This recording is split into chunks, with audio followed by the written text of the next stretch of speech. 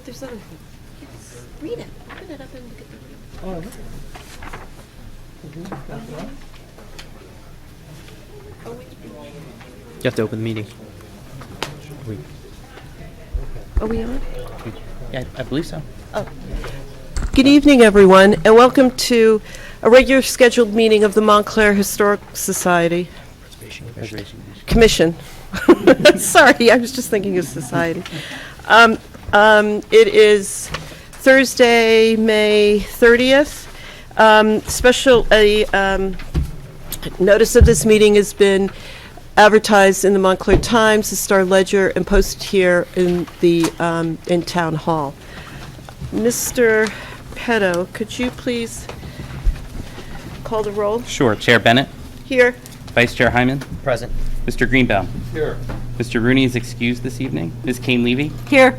Mr. Reimnitz, Here. and Mr. Angelo will be arriving shortly. And Mr. Conley. And Mr. Connolly. Sorry, he's the next one. Okay.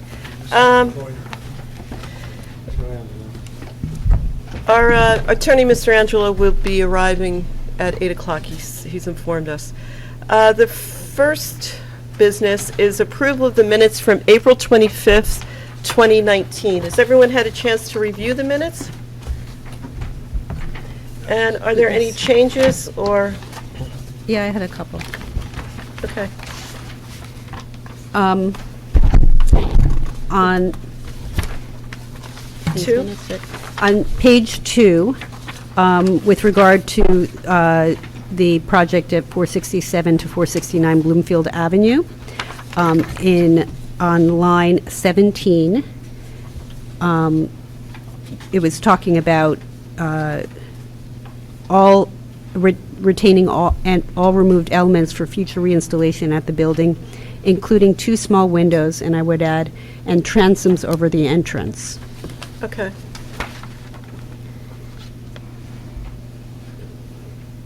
And then line 26, the commission recommends that the size, scale, I would include font, and mounting of the proposed sign be consistent with the existing Hampton House sign.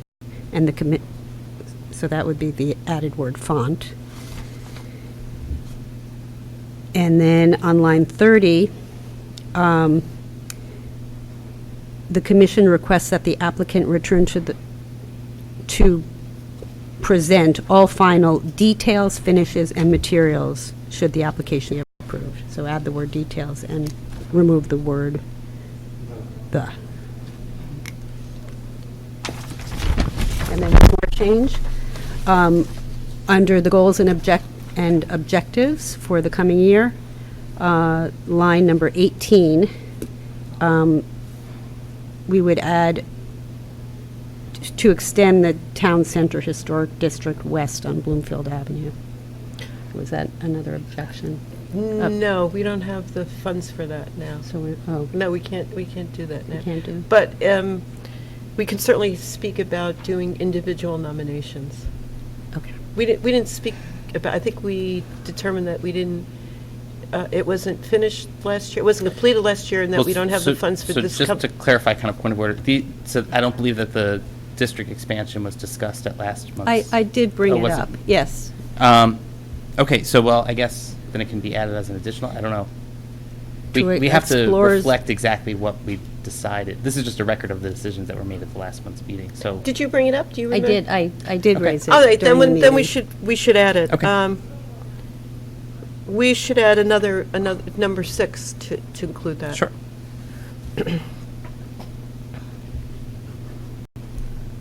Okay, do you have those changes? And then, I have a change on page 3, line 20. Incorporate additional design guidelines for commercial development into, that should be corrected, into one word, the township historic preservation element of the master plan. right. So incorporate additional design guidelines, language and design guidelines. So here, incorporate additional language and design guidelines for commercial development into the township's historic preservation element of the town's master plan. Is it going into the master plan or is it going into our design guidelines? Because Both. we're not up for revisions to the HP element this year. Well, correct? it's a living document, and if we had left off, it was unfinished, but there was a discussion of introducing, Well, I think that the wording that we had selected from the last month's meeting by using the term resources is inclusive of both the plan element and the design guidelines. So if you'd like, we can just say plan element and design guidelines. yeah, that's fine, plan element and plan element of design guidelines, but you want to say plan element of the master plan. Yeah. Design, right. Yeah, Township Historic Preservation element of the master plan. right. Just Okay. be specific. Any other further? May I have a motion to approve minutes? I make a motion to approve the minutes. Second? Second. All in favor? Aye. Aye. Thank you. Now, we have public comment. Maybe you can move the podium? Is anyone in the audience that would like to speak public comment at this time? No? Okay, great. I would just like to say now that we have a change of our agenda tonight. The demolition review discussion will be postponed until June 17th? We don't know specifically yet. Sorry. Okay, so the demolition review discussion will be postponed to further in June. We don't have the exact date yet. Part of the reason is that we don't have the attorney here who is actually supervising the rewriting, and we need to have him in present. And then the other thing that will be postponed to the same meeting will be the certificate of appropriateness. That discussion will be postponed to the same time. That's what we talked about. So when we decide that we have a quorum, and We'll do we post know a that special meeting Mr. date. Krasik will be available? Yes. Mhm. Okay, so.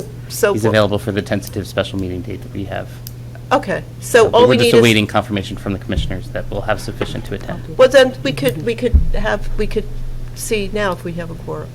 Okay, so the proposed date is Monday, June 17th at 7 PM. 7 PM, I won't be able to attend. Okay. okay. I'll be able to attend. I'll be there. I'll be there. And I'll be there. Okay, and Mr. Rooney will be there as well, and Mr. Karasik will be there, so. Okay. Great, So okay. those two items will be carried to the June 17th special meeting, which will be posted and advertised Yes, for meeting date. okay, 7 o'clock here. Mhm. Okay, that'll be great. So our next order of business is referral from Planning Board Application 2566, 59-31 Glenridge Avenue. This is, excuse me. Oh, I was just going to ask if I may. Was there, I thought it might be helpful to make the announcement about the State of New Jersey Preservation Award Well, announcement? not now. Oh, okay. Okay. I'm sorry. You're absolutely right, David. Thank you so much. I skipped ahead. I wanted to do committee reports. Thank you for reminding me. Okay. Before we do go into old business, we will have our committee reports. First committee is Design Review and Redevelopment Committee. Any activity on that end? No. Nothing. Education and outreach. I would like to announce that the commission actually wrote a nomination for Lackawanna to the New Jersey Preservation, which is the advocacy group in the state of New Jersey about Lackawanna train terminal, and it was accepted as one of the 10 most endangered historic places in New Jersey. So there was a press conference about 2 weeks ago, and there is it's also listed on their website. So it's very interesting that they consider this to be a very important historic site in Montclair. As we all know, it's 3 historic registers. So just to put that out in the public sphere. And then, Do you want to give the web address? sure. So people can look it up? It's on the other side. Okay, so the web address is www.preservationnj.org. So you could look up, and there are an additional 9, but really interesting to see from all over the state and to see how they make their determination as to what the most historic places are in New Jersey. The other thing I'd like to announce is that our collaborative effort with Montclair State and Montclair History Center, which we called Pine Street Stories, has come to a conclusion. Professor Chris Matthews has a written report of students that were in his anthropology class, and they each picked structures down in the Pine Street Historic District and wrote about them. So I will relay that to Graham, and maybe we can put that on the website, being that we're part of that collaborative effort. Mr. Rooney's not here, so I don't think there was anything else on education and outreach. The nominations committee. Graham, maybe you can give us an update on our grant for the residential district. Yeah, so we received 2 responses to the RFP for study of the Oakcroft and Wheeler Street districts. The committee reviewed the 2, and there was actually only 1 qualifying that met the amount threshold for the grant. We have not yet notified the recipient yet, so once we do that, then we can announce publicly who that will be. But we're scheduling that for adoption by the council at their June 11th meeting to select the consultant and preparing the professional services contract as well. So, And then when can we start work on that, conceivably? once the contract is executed, we can begin working. I have received word from SHPO that they're interested in sitting down with the selected consultant to review Great. the work plan and get things moving. So, Okay, and then it's after that meeting that the work Correct. actually begins. Okay, thank you. Minor applications? No, okay. Revisions? Didn't we saw the lights? Oh, yes. We went to, yes, this was, what, a week or so ago. We went to the George and looked Carriage at... House. What's that? the carriage house at the George. The Carriage House. Most people know it as the Carriage House of the George, and reviewed the proposed lighting from the developer and signed, they're nice lights, and we signed off on them. Yeah, so we don't know when they'll be up, but they should be up soon. Okay, so those are all our committees, I believe. The next thing are bylaws, which we formed a bylaws committee. I think it was our last meeting or the meeting before. We will be discussing, as I mentioned before, the certificate of appropriateness at our June 17th meeting. But there was another change in the bylaws, and if everybody has their copy, if they could open it up to page... page 8. Page 10 is a little more in depth. That's the C of A, which we'll be discussing on the 17th. But tonight, on page 8, we wanted to insert in order of business, under E, public comment. We don't actually have that in our current, I think it was just a housekeeping issue when we wrote these new bylaws, which I guess were written 2 years ago? Yes, April 2017. April 27th. What page? You got it right there. 8. Got it. It's just an insert, and we've been doing that at public comment, but just to have it in our bylaws. So, does anyone on the commission have any questions about that, or any discussion, or? Just a little tangential, but I wonder why the planning board doesn't have that in their order of business. Well, that's not for us to decide. We're just discussing this. So,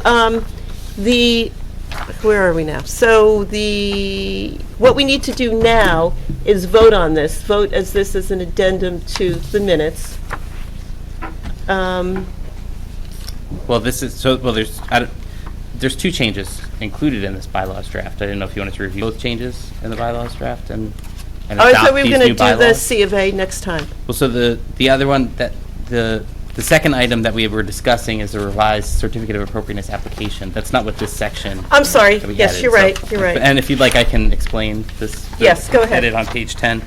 So page 10 of the bylaws is an insertion of a new section entitled Referral of Applications for Development. This essentially outlines a process that already exists in the ordinance. As noted under item A, pursuant to Montclair Code 347-142, the Historic Preservation Commission shall review applications for development and provide advice to the Board of Adjustment or Planning Board through a written report. Item B states that the commission shall designate a commissioner to appear at the Board of Adjustment hearing for the referred application, and the commissioner will read the report to the board and explain details of the report upon request. So this is essentially establishes a framework for the commission to identify one of their members to go be the corresponding entity at the Board of Adjustment to read through these reports that we're sending over and respond to any questions that the Board of Adjustment may have. Item C notes that the commissioner who is also duly appointed as a member of the planning board shall be designated to read the written report into the record during the hearing for the referred application and explain the details of the report upon request as permitted by the chair of the planning board. So that's the duly appointed member who's also appointed to the planning board and to the commission shall read the report from the commission into the record at the planning board meeting for that corresponding application. And then item D states that in the event that there is no commissioner who is also appointed as a member of the planning board, should that ever occur, the commission shall designate a member to attend that planning board hearing and read the report into the record. So that just essentially establishes a framework for the commission to have a commissioner appear at the corresponding board meeting to read the reports that you guys are sending over to these bodies into the record and answer any questions that the boards may have. Any questions? It's just a typo again about Oh. into. Okay. C. C, yep. And this was discussed by the Form Bylaws Committee. So now we can vote. So now you can make a motion to approve the Okay, so bylaws as amended. who would like to make a motion to approve these two changes in the bylaws? I'll make a motion to approve the two changes put forth regarding the bylaws proposed on May 30th, 2019. A second. All in favor? Aye. Okay. So now this will go into effect tonight, correct? That we can, okay, great. Okay, now we move on to old business. And the old business is a referral from Planning Board, application 2566, 59-31 Glenridge Avenue. So just to give a little background, this is an existing one-story brick and stucco commercial building. The property is located within the Pine Street Historic District. The building was categorized in the 2005 nomination report as an intrusion and currently does not contribute to cohesiveness of the district's streetscape. As such, any new construction should bring the facade into greater architectural harmony within the neighborhood. And it should be noted that we had seen this project last month or the month before, and we requested that you come back to the commission, and so we have new plans. Graham, did they do, were you all here at the last time? Sworn in, I think, or do we need to swear in again? Let's just swear him in again. Okay. I was not here last time. Okay. So, if you would just raise your right hands.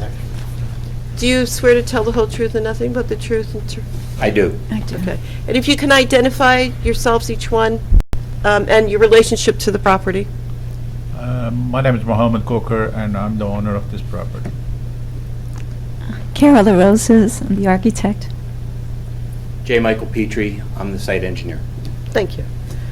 So, can you run us through what you've done to change the facade and Yes. Well, this application is for a new second-story level, which includes two one-bedroom apartments and legalizing the one-story rear extension.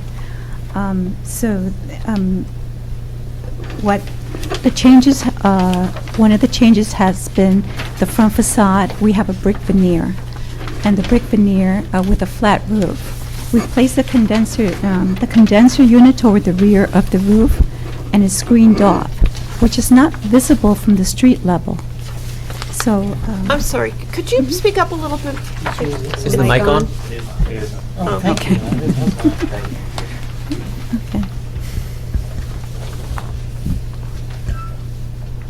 Okay, let me start over again.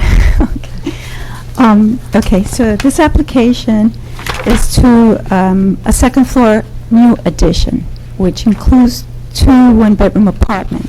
Plus, we're legalizing a 1-story rear extension to the building, which is part of the commercial space. It's going to be used as storage room.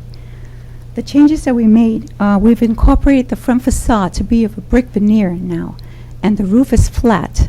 The condenser units have been placed toward the rear section of the building, and it's screened off. You can see the rooftop, the diagram below, toward your right, the roof plan, and which is not visible from the street level.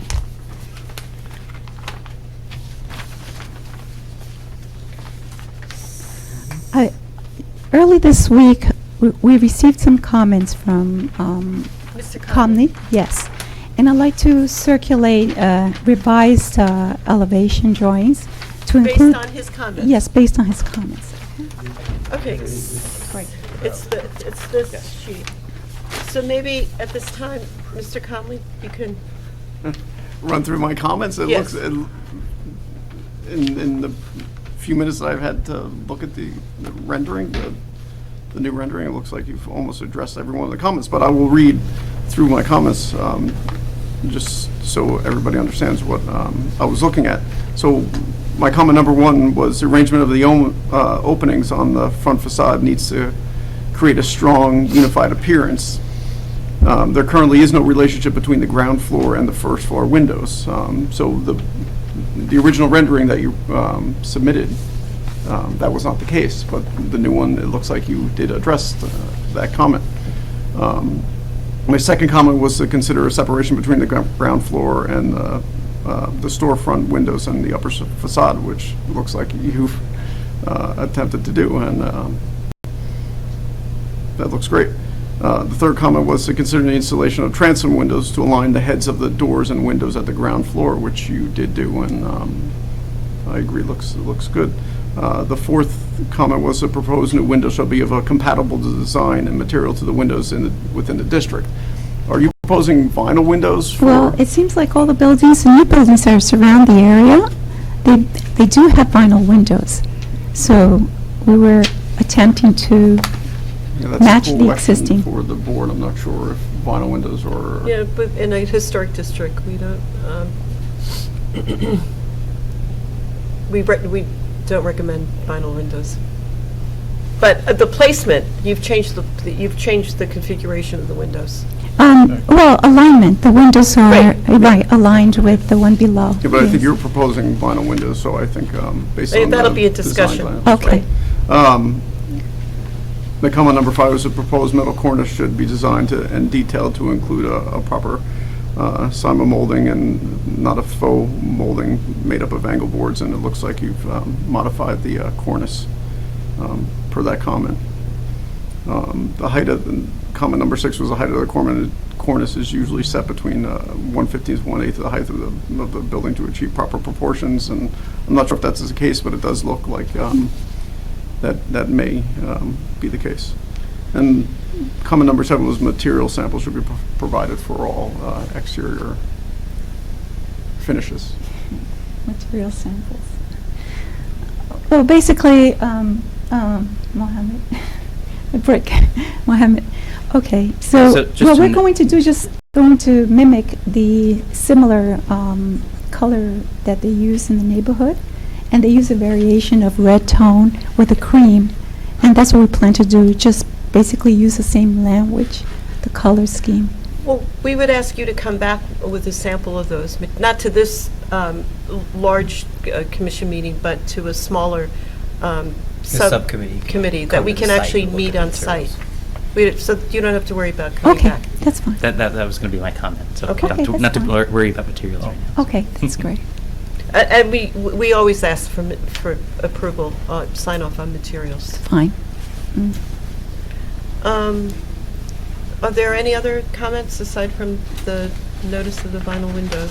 Well, what's missing from this new rendering is the lighting. Is the lighting going to remain as it was? I don't believe it would work, as the new design is kind of changed where the location of the lighting would be. Yeah, it looks like you have goosenecks on. Yeah, some kind of traditional lighting. Well, that could be Same thing addressed by the, Oh, okay. that could be addressed by this subcommittee. Okay, that's fine. That's Yeah, later that's to be fine. determined. That's good. What about signage? Signage. Would they come back? Yes. Well, Is the There's existing no one. place for signage here. Do you? It's going to be placed right over the center, the signage. Well, I do have it on the plan. You can have an idea how it's blocked off.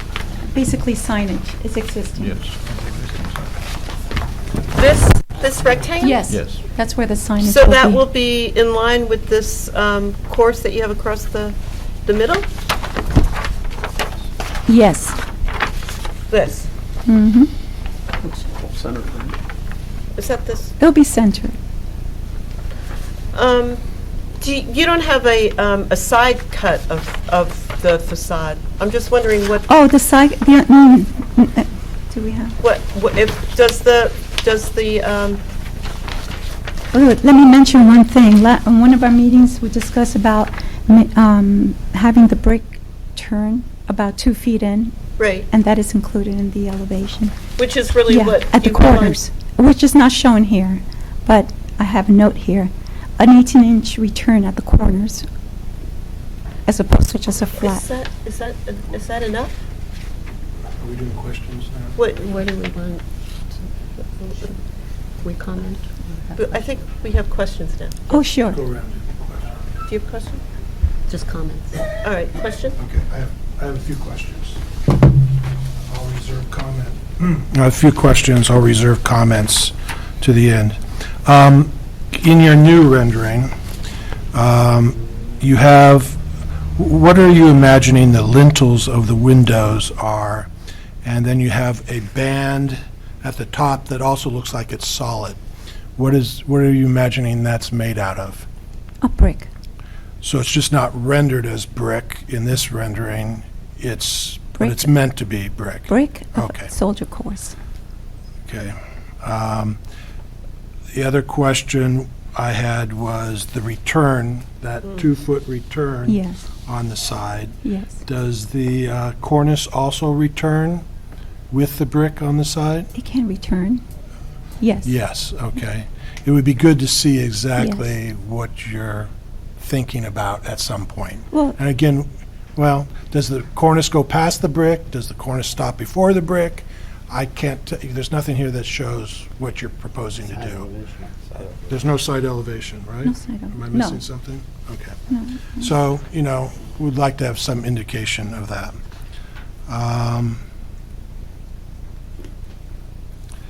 Is the cornice still being made out of metal? Metal, Metal. yes. You're going to fabricate that out of metal. Okay. I don't have any other questions. Mr. Greenbaum? I just have a question regarding two questions. The contrasting brick in the new rendering, is that projected out? I see it's a different Yes. color. Yes, Is that intended to be a different color? yes, And will those project out? Will there be any dimensionality? yes, it can be. I just,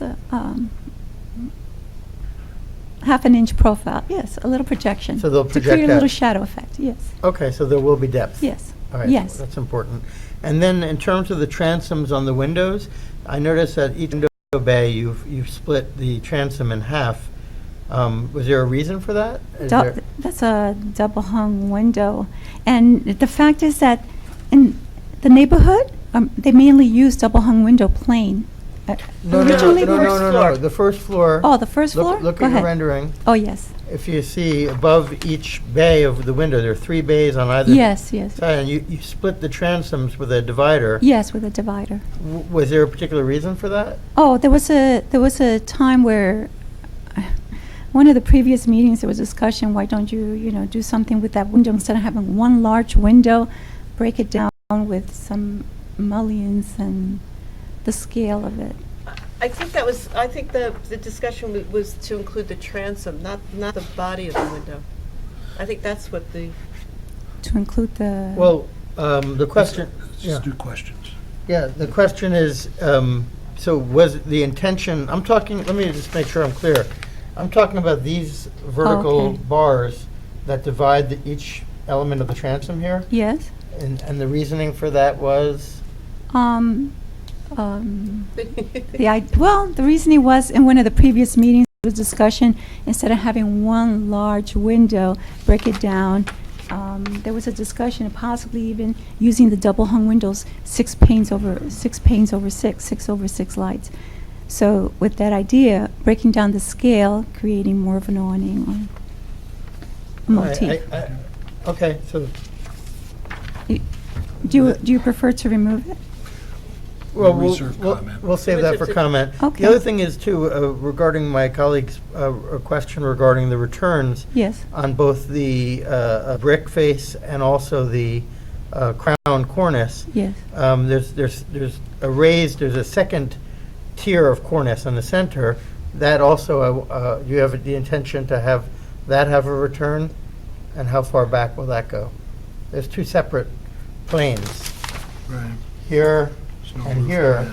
So I think it's important that the returns. Both. Well, I'll say that for I comment. see, I Do see. you intend to have a return here?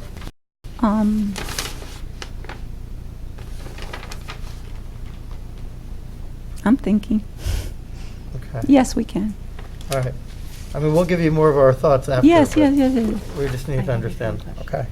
wait, just, Mr. Hyman, do you have any questions? Yeah, I have just one question. The two entryway doors, are they flush with the brick and the windows, or are they recessed? Flush. Ms. Canlidi? And what is this? Is this a window, this little That- rectangle here? That's A plaque? Yes, a plaque. A plaque, a signage plaque? Number 59. It's a, Yes. It's a It number. didn't Building make its number. way- The dress Carol, plaque. It didn't make its way Oh, over with the I see. lighting. and then the question that I have is the vinyl windows. Yes.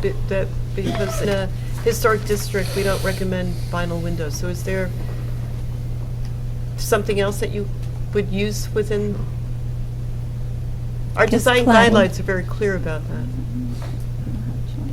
So are we dealing with just the front facade or the entire structure? The front facade. The front, but also Pine Street, you see, that's Pine Street, if you look at the site plan, this is facade too.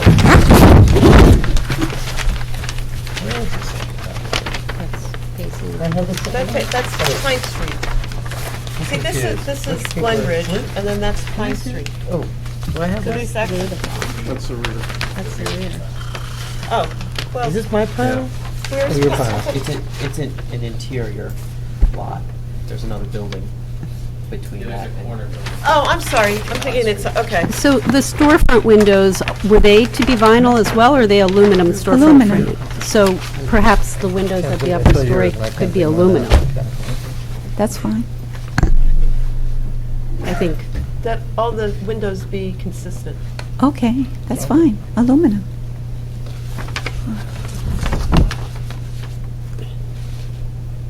Look at that. I have another question. And I have one Go more ahead. question. This parapet that you've got up here, that's a parapet that doesn't have a return, correct? So this will just be sitting on top of that? That was my question. That was your same question, but I'm just wondering if this will be a return. No, it's not. I mean, that, It's a it's parapet. flat. so Parapet, it's a okay. parapet. So it's the thickness of the wall Right, is all it could be. right. That's right. I just thought you said it was there would be a return. I Okay. didn't all right. understand that, yeah. Did you have another question? Yeah, I did.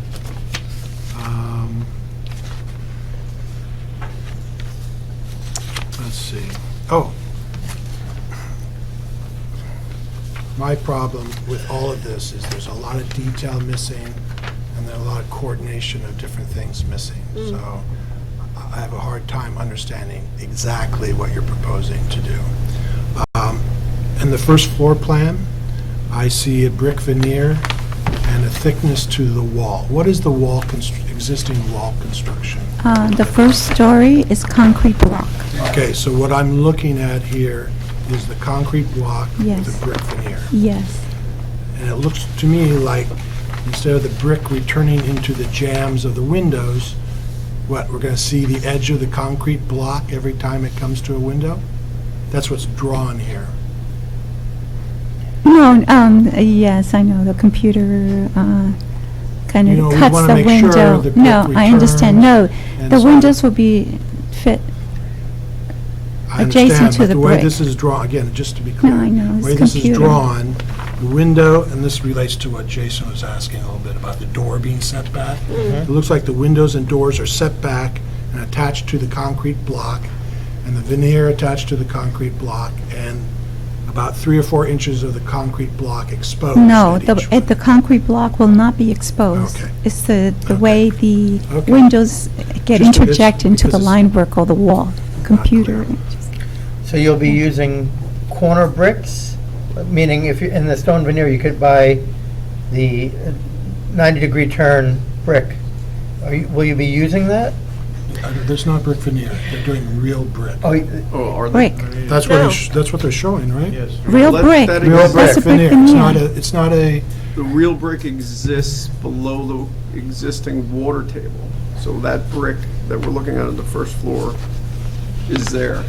And I believe that's going to remain, but I do not know what they're proposing above. Well, it's going to be all brick, so if we have to redo that area, we will redo it in order for it to be consistent. well, just to be clear, it's, there's, what is the brick? The thin It's a brick? full-size There's thin brick. Not thin And then brick. there's real brick. You're Real gonna use brick, real brick. real brick, Okay. real brick. full depth. Yes, So that means that the existing windows will be then set in. exactly, There'll be right, depth. adjacent to the depth of the brick. Okay. The jamb of the windows Yes. needs to cover the joint between the brick and the block. Exactly. Let's Tight. go there right now. Okay. Okay, There's still questions. okay. I don't have any other questions. Oh, I had one other quick question. The coursing that you did, the cobbling, if you will, corbelling above, between the first floor and the second floor, is there any consideration as to the height of that relative to the coursing, of the adjacent buildings? No, there's no correlation. There's a basement in one of the adjacent buildings. There's a basement, so the levels are off. Yeah. Any other questions? Excuse me. Comments? Well, traditionally, that course would usually sits below the second floor windowsills, which then would leave you room for signage if we move that up slightly and not split the distance between the first floor and second floor windows. Oh, right now, they're equidistant. Yeah. Do you want to go Are around we, and start comments? are we doing comments? Let's do comments. Before we begin that, another question is, this has been produced very, just today. I mean, we're only seeing it right now, Yes? based on the comments that Mr. Conley Sure. said to you, and the comments basically that we gave you the last time. Is this contingent upon planning board scheduling? Will this now go to the planning board? Correct. I'm just wondering, there's so much information, more information that we need from this, that, is this an exercise in, redesigning this building? Or should we, as Mr. What is the Hyman- schedule, what is the Yeah. schedule? Have you been When would it advised of the appear? date? At the- My understanding is that we're on for June 10th, what I but I thought. believe that the attorney indicated he wanted to Move it to complete this before we went to the board, so he may delay that meeting. they're scheduled for June 10th. That's what I thought. So, Mr. Newman, what do you recommend? I mean, what we could do if you wanted to go to that meeting, I don't think, we as a commission could provide comments and feedback beyond, we need more information, we have questions about this, we have questions about this. My suggestion, request would be to, incorporate this new design into, the full plan sheets. And, we can go over our questions and concerns again. And, we would like you to come back here and then go to the board so that we can get them, our comments and recommendations based on a full review, rather than kind of guessing. Right.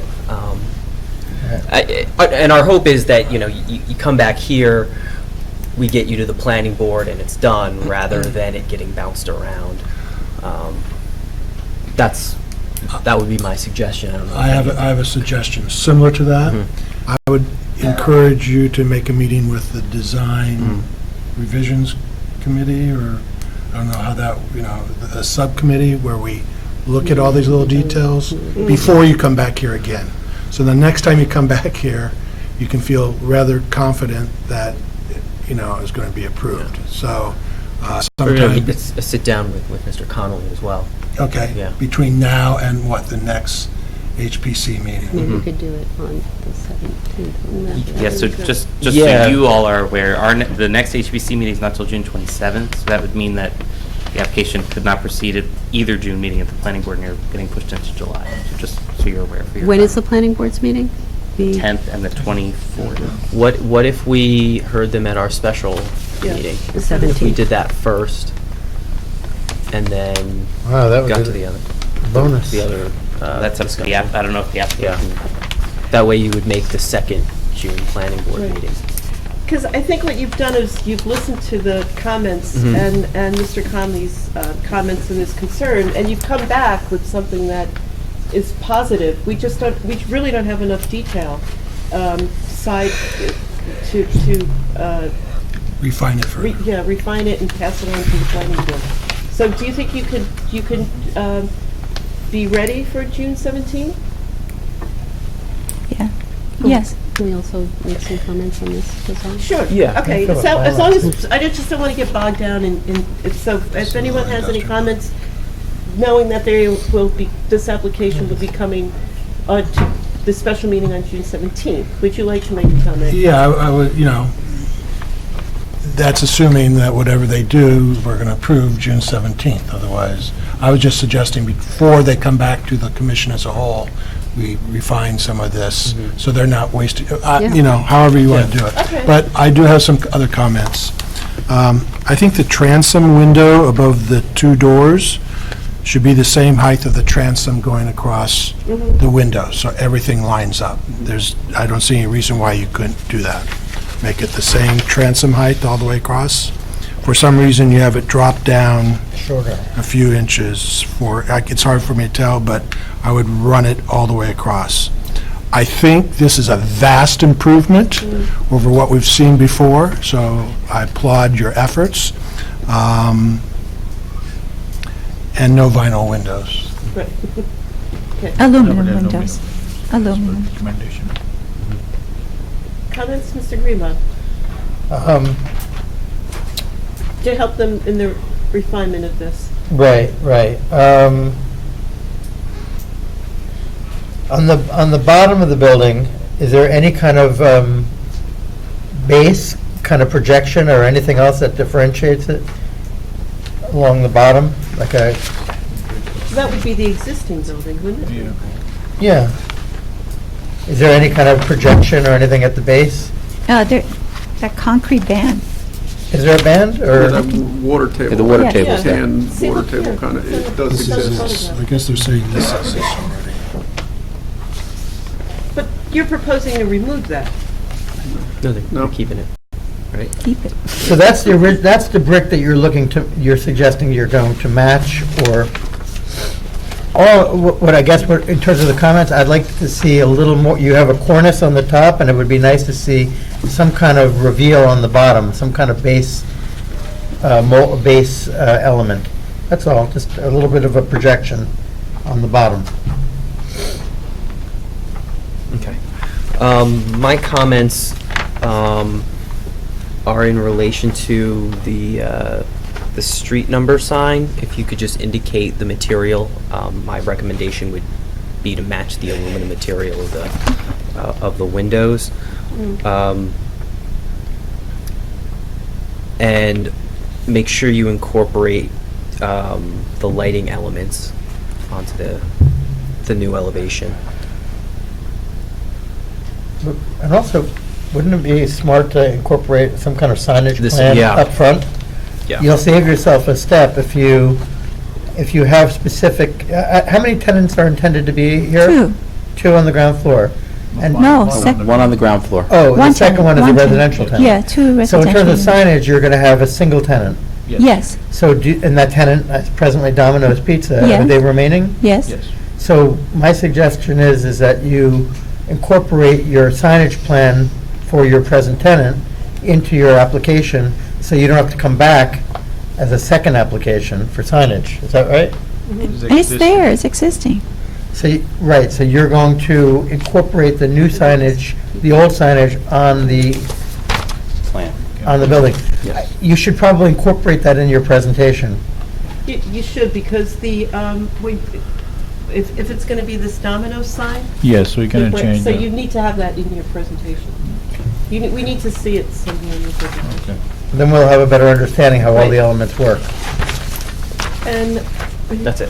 all right, my comment would be when you return, to have a close-up of the existing facade. I think this is the only picture that's in here, and it's really difficult to see what you're planning on doing with that brick. I didn't even know that was brick. You just said it was concrete. On the bottom is brick going. The bottom is brick, okay, Yes. so I think But the you just said backup it. wall The is concrete block. she's talking about is Like the water the table. water course, the Okay. base of the building. Well, it'd be good to have that, so we could actually see what it is that you intend to Right. facade over. I think what we're trying to help you do is give us as much information so that there's no holes. Right now, there's too many holes that we Right. can't really confirm anything. Right. Okay, well, I think it's an improvement, and the cornice that you're proposing, I'm almost thinking that very typical of buildings that you're, I guess, served as an inspiration here, don't even have a cornice. They have a stepped parapet in brick with some sort of Corbelling. corbelling. Like the building directly next door. Yes, and I think this broken cornice is kind of atypical, and I would be happy to see the cornice go away and just have a step parapet. We're happy to. Pardon? Yes, that's a good idea. You could use a contrasting material without necessarily cornice. You could do like just a band of concrete along the parapet, just to give Well, a termination. as A a coping contrast. stone, a coping on Yes, a top of the coping, brick concrete step coping, parapet. yes. So I would look at that and maybe look at some of the other buildings in the neighborhood that have a treatment like that and see what the proportions are in terms of what that center stepped portion would be, if it's as big as you're showing, or maybe it's a little smaller and with the flanking I'm saying edges. this is how these buildings. And then the other thing that Mr. Connolly brought up is, if you're introducing signage building above the next center door, and you've put this band right smack in the center, this decorative band, the signage is going to be sort of floating in front of it, but not really. So maybe the answer is to raise the band a little and have a place for the sign, to create a clear area for signage. And then I think aluminum windows at the upper stories would be okay, given that the storefront infill will be aluminum framed as well.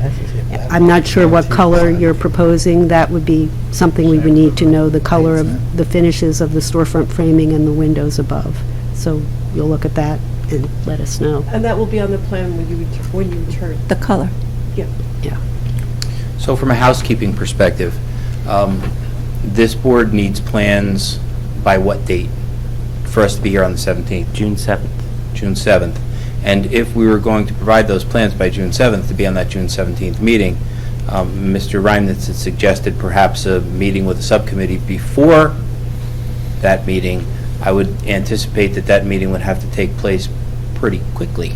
That's why I would recommend maybe just Working with Mr. informal consultation with Mr. Connolly. Excellent. Yeah. Thank you. Okay, so we look forward to seeing it back. Okay. Thank you. Thank you. Thank you so much. Thank you.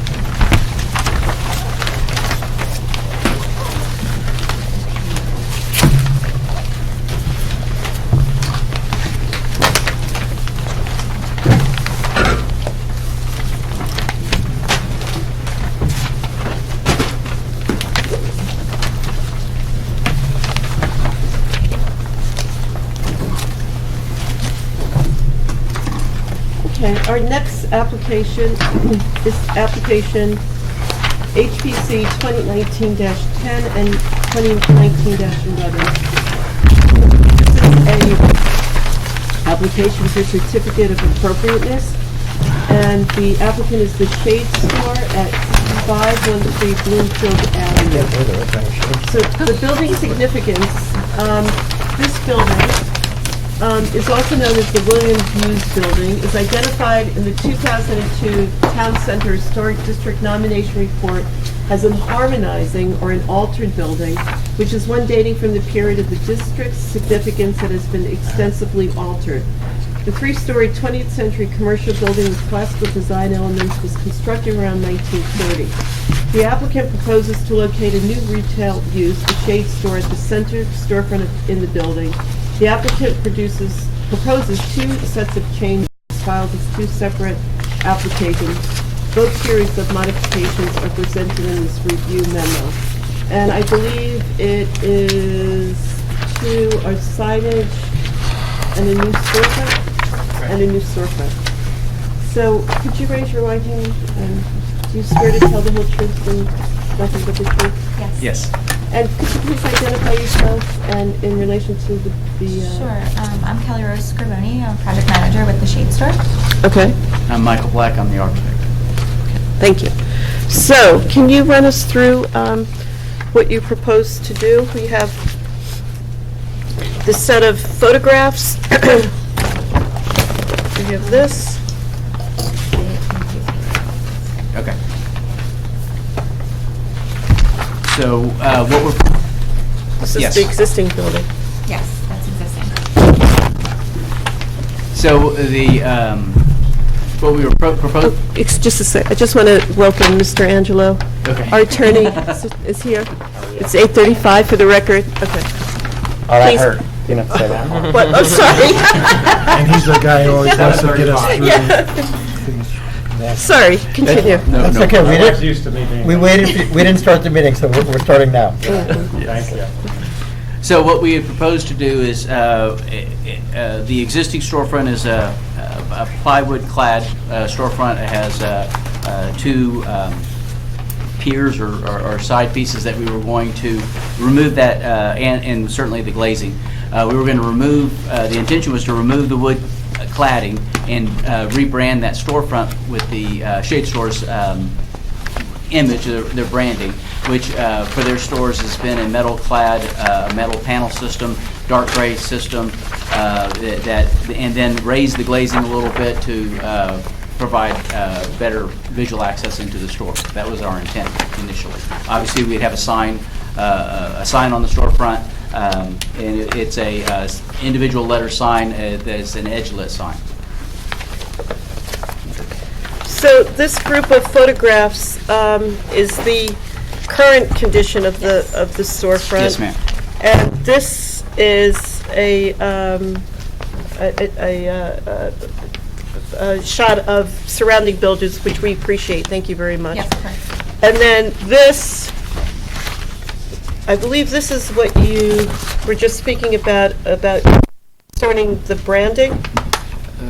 Not sure where it is. Yes, ma'am. I think it's the sign package. Wait, We have our That may be the sign package also. we have Oh, one yeah, right that's here. the sign. We just, I think we need to get to where you're branding. I can't That would be an image that looks like this. Oh, just one? I thought there were more. I'm looking at. Oh, page- here, this is, it's at the end of this sheet, There you go. right? Well, No, no, that's part of the, these are our renderings. Yes. Okay, They're the same, except this one has what we'd be putting inside of our window.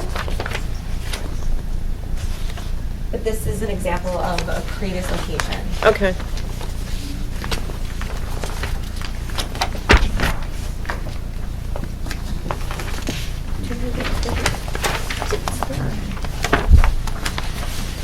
Do you get one? And this is an Here it example is, of it's a- on 5 of 8, isn't that it?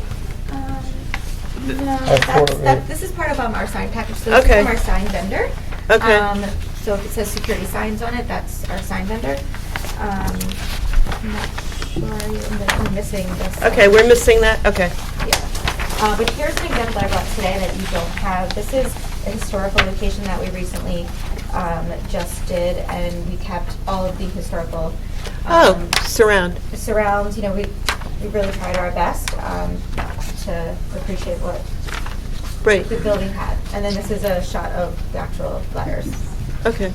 Do you have any more copies of this? I have one more copy, sure. All right. Pass this to Tom.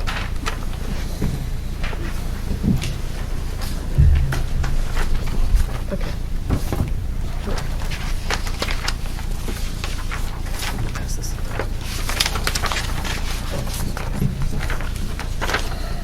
So I think we should bring, or I should bring the board up to date as to what has happened or transpired since I've started to review these drawings. I based my comments on the drawings that were provided by the applicant and historic design guidelines for Montclair. So the first thing I noted in, well, my number one comment was the removal of, and this is from the design guidelines, removal of added wood materials from the storefront to expose original construction materials should be encouraged. And it says, do not cover or conceal historic storefront components with modern materials. So it looks like this building has had a history of modifications at the storefront level, and there's been, you know, added wood elements over the historic storefront. And I'm not, I reviewed the building I was actually at on site, and you could see beneath some of the added wood materials more of the original limestone facade. It looked like it was above the display windows and at the piers on either side of this store. So from your design guidelines that the original materials should not be covered over. The historic materials of the original storefront should be, construction shall be maintained, and including bulkheads, transom doors, and cornices. So they were proposing to not install a bulkhead. So if you look at the other two storefronts and one of the historic photographs online, the storefront always had a bulkhead below the display windows. Tom, So I'm proposing. do we have a historic photograph? or- I brought a couple. The one that was, photos. okay. So, I went by your recommendations, the website that you sent us, this guy, the welcome tour. Yep. affiliate. So you sent us this, which we reviewed, and I looked at the site that you mentioned, I think it was, 537, right here. Okay, This one. yeah. I had the limestone, and I did Google Maps, just kind of walked down the street virtually, and then I pulled this one up. Is this the location that you mentioned? I don't remember it, but okay. Okay, so this is the one that I found that is actually listed on the historical site. So down here, it's 573, this one right here. And then when I walked up and down the street, this is the location that I found. It's a different one. It's a different building than ours. There were a number of buildings, like I said, we have reviewed in the past where storefronts were hidden, the original storefronts are hidden below added materials and the limestone One we has just been gave an restored. award for. Yeah, so it is possible and it can be done. That's my point here. And I did ask the applicant to maybe probe to see what was below the plywood and wood. And Yeah, unfortunately, our landlord was unable to do that for us. Okay. And from what he understands, it's always been that, since he's owned Right. the store, it's always been that with plywood. But did you see what I was talking about? You could see some of the I did not go to the limestone, site. okay. Unfortunately, I'm in Manhattan, and I just Right. came here today for the first time, so unfortunately, I haven't been to site to be able to pull that off. But again, we haven't officially taken possession of the site, though I can't actually. So from what I could see, that's, without removing any of the added wood covering over the original materials, they do look like they are there, but And just for the- investigation would need to happen. Just for the benefit of the commission, I included the survey form from 1981 in my memo. It includes a photo of the storefront, so you can see that it appears those elements have been covered. They appear to be covered in this photo from 1981. So 1981. it appears that it's been covered or modified for quite some time. That's on page 3 of my memo. That would be my recommendation, would be to remove these added materials and Right. restore the limestone that's below it. And then if we go, your next is, Well, the bulkhead, Right. the original bulkhead material, if it's not known, replacement material should be proposed. The storefront door, I think they were proposing to modify the door to become a double leaf door, so based on the historic photograph, I think it should remain as a single leaf door. And if new signage is incorporated, we need to see, we need to comply with the ordinance. And Wait, in their proposal for the storefront, they have the doors flush left with an open window to the right, whereas if I notice, the other two tenants in the retail space, the doors are centered on the, and well, I wouldn't go by those doors, so you'd have to go by the historic photograph, which I think you do have a copy of. I don't, the 1981 photo shows that door configuration that you just referenced, the door to the left in the center bay. So it appears that those storefronts have been modified for at least 38 years. wait, so the storefronts, how were they originally? Sorry, I don't, The photo, Mr. oh, I see, okay, so they were on the left side. Mr. Ennis, do you have any questions? No. Do you have any more? Mr. Greenbaum? It appears that, they're putting a whole fascia on the building, and what you're saying is you want to see, Based on your design guidelines, that's not recommended. And they just gave us a copy of something they did in a historic district that exposed the Which looks like surround. it would be similar to. Right, which would then necessitate their probing. And you haven't been able to do that yet? Will you be able to do that? Until we've taken possession, until we've signed our lease and taken ownership, our landlord is, holding back on that. Okay. When does your lease start? We are in the final stages of negotiating and executing, so hopefully by the end of this week. Oh. So, very soon. Well, would you be able to start to probe to see what's behind there after the lease is? Yeah, absolutely. Okay. However, as of right now, we cannot find any historical data to understand what is actually behind there. If it is limestone, what is the condition of the limestone? Where is the limestone? Is it just an E-wall? Is it going up the columns? Is it all over the top? So That's why probes are this could useful. potentially be, very expensive refurbishment, I guess. Or we could open up the top area and it could just be nothing, like moldy wood. Who knows, right? Great. It's Well, been as my locked up colleague since said, we just gave an award to somebody on Bloomfield Avenue that exposed aluminum siding, I guess it was, on top of this beautiful terracotta. So there, It is there, I did see it, so it is Right. above the storefront window, or the display windows now.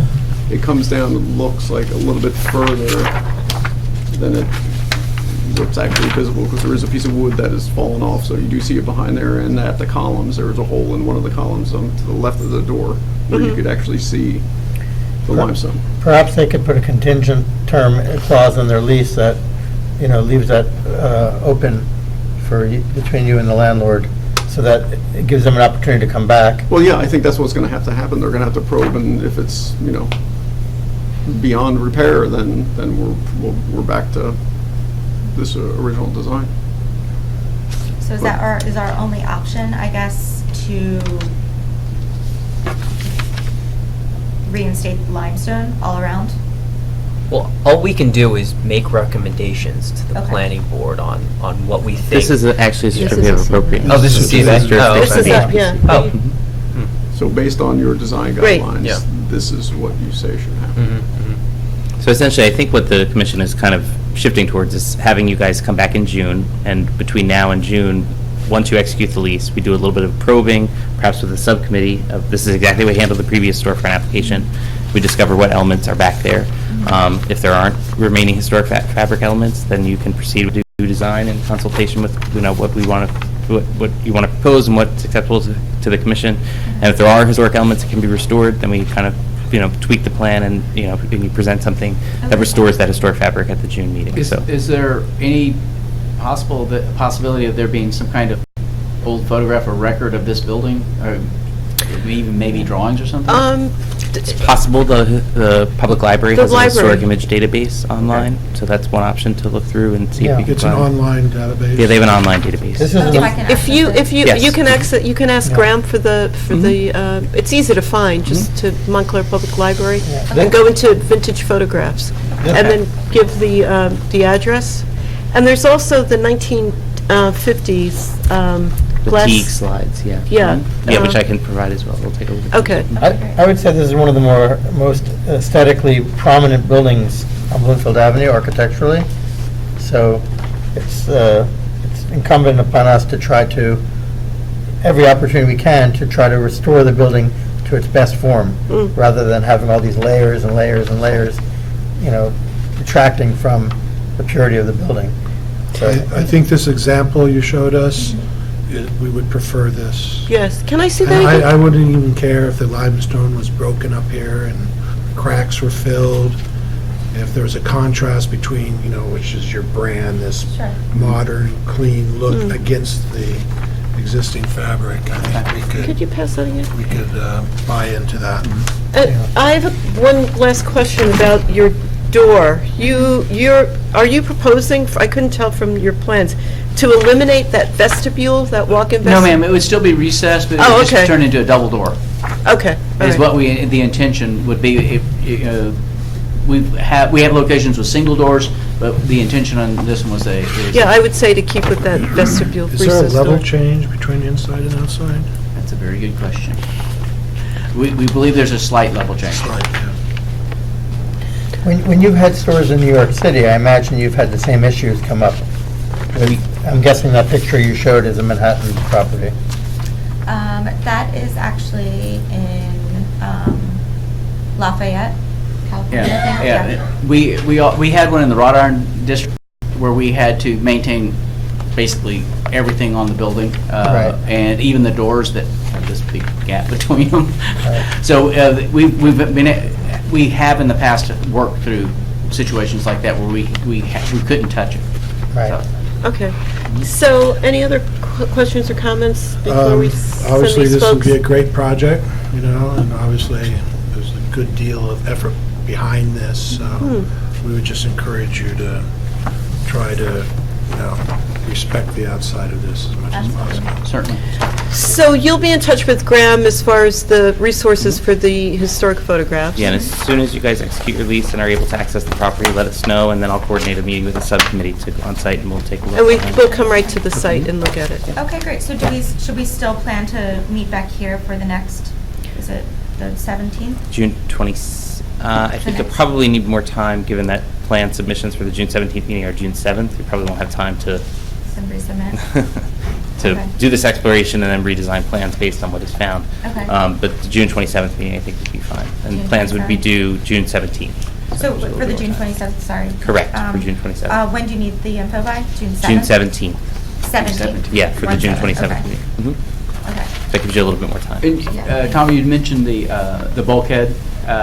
Yes. On that's kind of traditional, or potentially, from what we understand and what I looked at from our survey of the space, that one's probably gone. Oh, I believe it is, yeah, Yes, that's because why I it is- added the comment, number 5, about if the original bulkhead materials are unknown, but we would encourage it to be reinstalled, Okay. because historically it was there. And that's where some historic imagery would be, that was historic. I'm not sure all the committee members would agree to that, but that's what, What is that? the bulkhead, I think it looks like it was done in the 50s. Yeah, again- Plywood and aluminum and some panel. Well, it there. does show up in the historic photograph. And Well, this historic photograph is 19. Well, I think it would be useful if we Yeah, I don't identify a think what's historic there- photo. Well, I that'll don't think give what's us more there of a now clue. is what was there. No, I don't think so, yeah.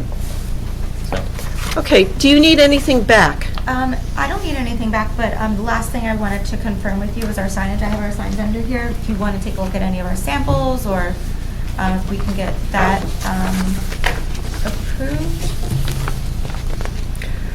Well, I think we have to see what you're going to do with your I don't think bulkhead. the signage itself will change at all. Okay, We would just change what it would be mounted to. Right, yeah, if we happen to utilize the facade or restored facade portion, we would just place these letters on that. If it's nothing or we can't do that, it would be the same sign that we would have on the metal. And the signage right now in this picture, for example, they're, I guess, LED backlit, Edge-lit. Edge-lit, yes, sir. Edge-lit and surface mounted. service mounted, but those could be mounted onto, this happens to be a fascia material, but Right. you're saying you can mount that to any surface? Yes, that's correct. could you, sir, could you come up? We have to sign you in. Do you swear to say the whole truth, nothing but the truth? Yes. And state your name? My name is Brian O'Connor of Froling Sign Company.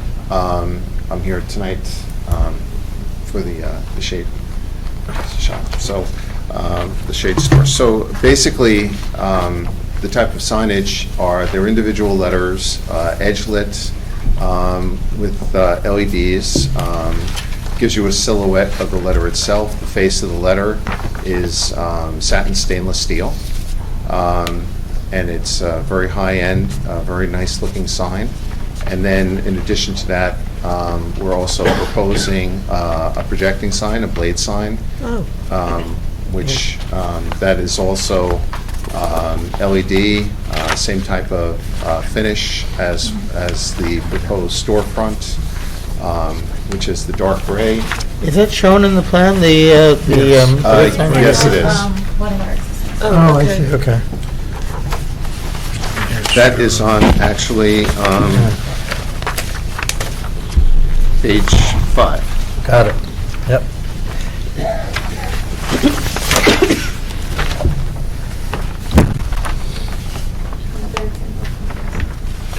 Oh, great, thank you. And this is a sample of, it's a similar construction.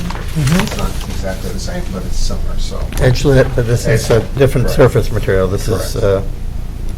okay. And the proposed letter is going to be dimensioned a little bit than that. Great. Are there dimensions within the, Yes. within the ordinance? Oh, I believe. I was that- going is that- to ask that. Oh, Yes. Regarding. do you manufacture Yes, that? regarding what? Is that something- This is actually. Size of the projecting sign? Oh, No, the width of the overall The sign. company Of that the we're wall-mounted representing, sign? Security Well, I don't wanna Sign, talk- Which is in Portland. Oh, manufacturer. security sign. Yes. Yeah, I think it's, We're the local representative for them. We Okay. would be doing the installation. Got it, got it. And it would be white, white around the, LED. Yes, Yes. and I actually have,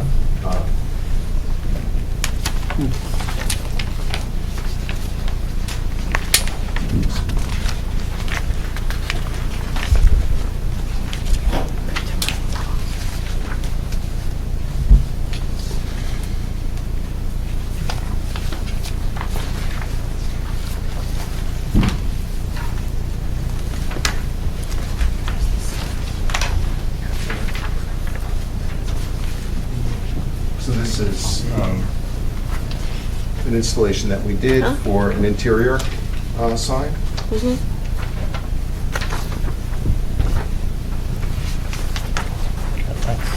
Graham, I haven't seen, I don't think I've seen illuminated blade signs around Montclair. Is that because it has, does it conform to There's an zoning? illuminated blade sign at the Water and Communications Building.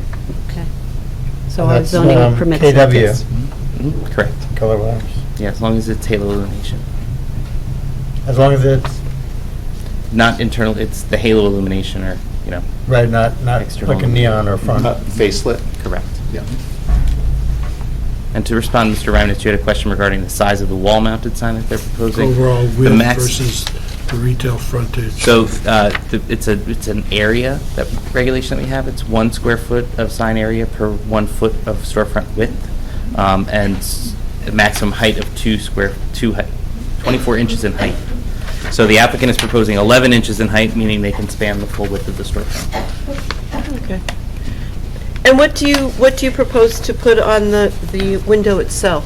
You have some decals or on the door? We'll have permanent vinyl graphics. Is it right here? Yeah. So this is one that on this. It's basically a branding. Just a graphic that goes right here in the center of the door. And what is this? That is an internal Display? display. Oh, okay. And you can see, they're basically to mimic what a window would look like with the shade in it. Oh. So you can see through it, so it doesn't take up a large part of the visibility from the street looking in.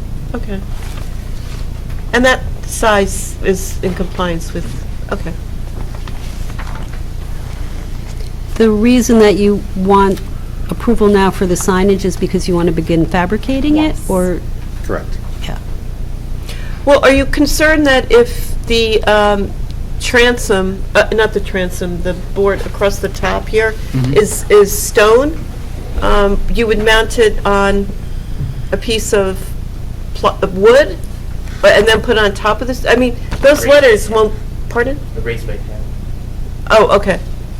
Or we could mount it directly To the wood, or to the... to the stone. Or brick or... The commission's preference has been to use a panel so that you limit the number of penetrations into the original stone. So basically, you would do kind of like in your drawing, in the photograph you sent us, you'd use that aluminum fascia in the wrought iron black material, and then you'd mount to that, and then Yes. you Yes. have the least amount of penetrations to the surface of the building. That's actually. I'm that- imagining it looks almost exactly like Exactly like this, that. because you have a little bit of stone, I can see in the photograph, a little bit of stone exposed at the top.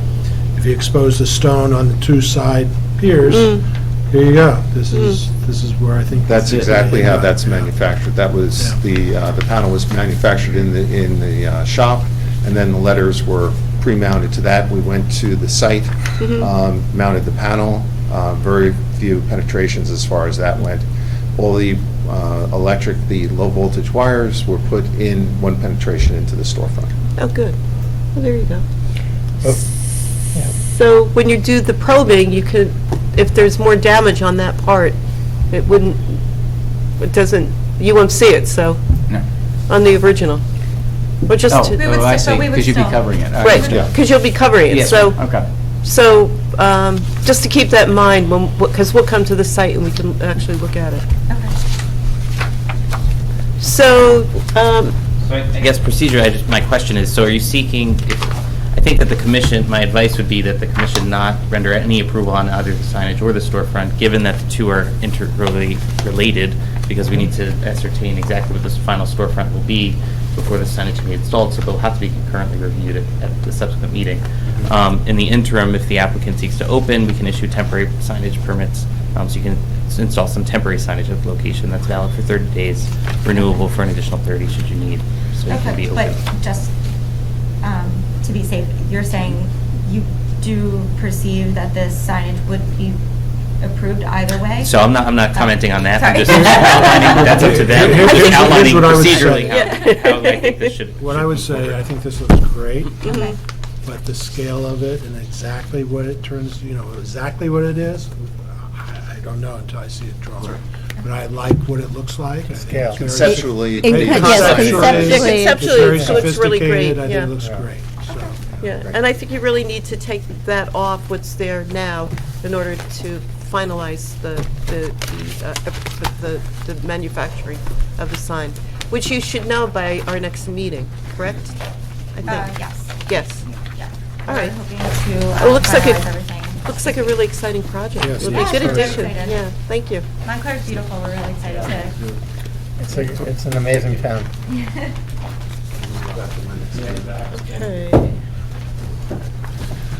Okay, thank you. Thank you. Thank you. I know, thank you. Can we take a break? Let's just do this one, and then we take a break. Okay. That's it. Our next application is application 2592, Jonathan and Melissa Godell, 264 Mountain Avenue, a minor subdivision. Nobody's spoken?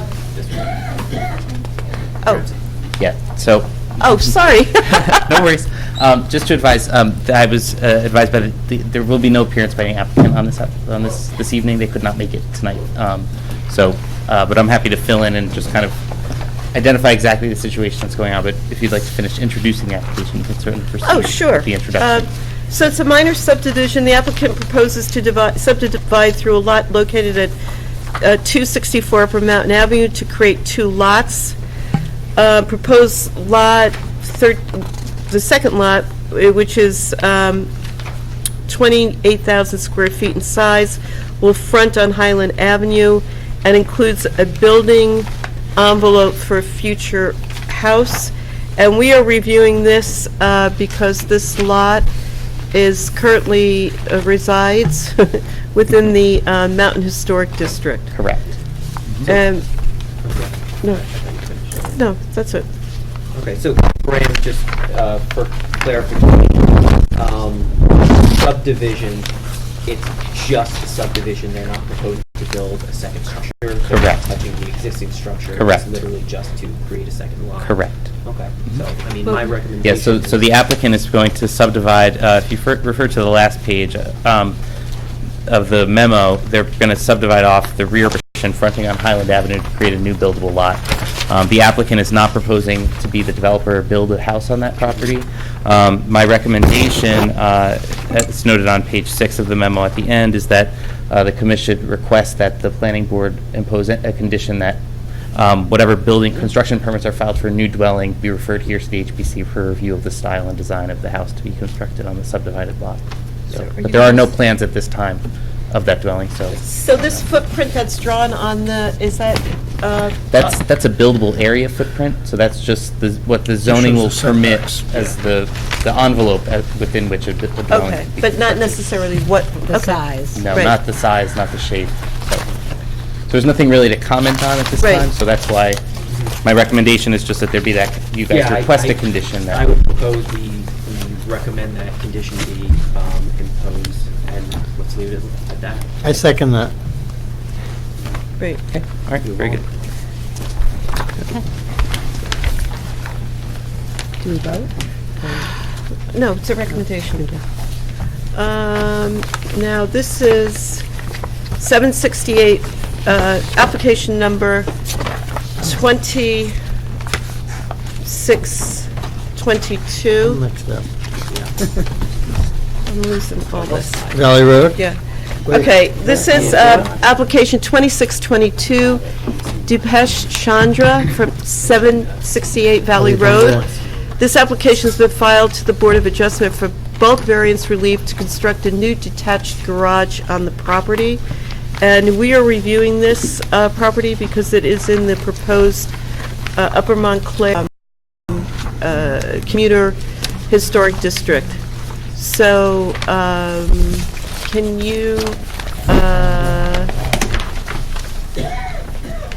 and I'd just like to add that the dwelling was, on the subject property was constructed in 1922 according to tax assessment records.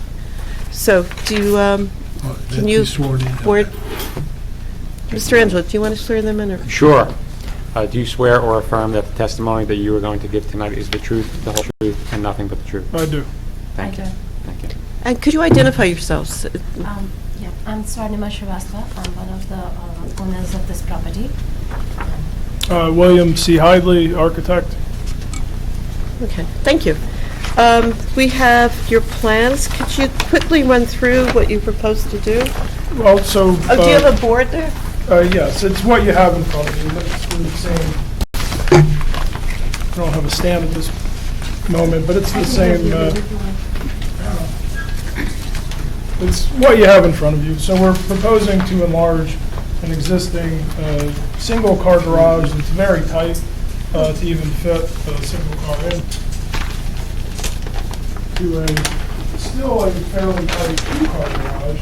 And our site constraints that we're looking at currently, there's about a 1.8-foot side yard setback that's too tight to even put a trash can in.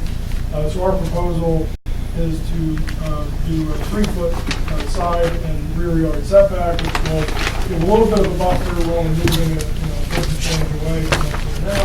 And then to keep the 6-foot gap between the existing primary residence and the new enlarged still supposed to be a single story. The roof pitches are the same. So there were some questions from Mr. Collins. One of them was roof pitch. Really going to be the same. The height is going to increase a bit. And also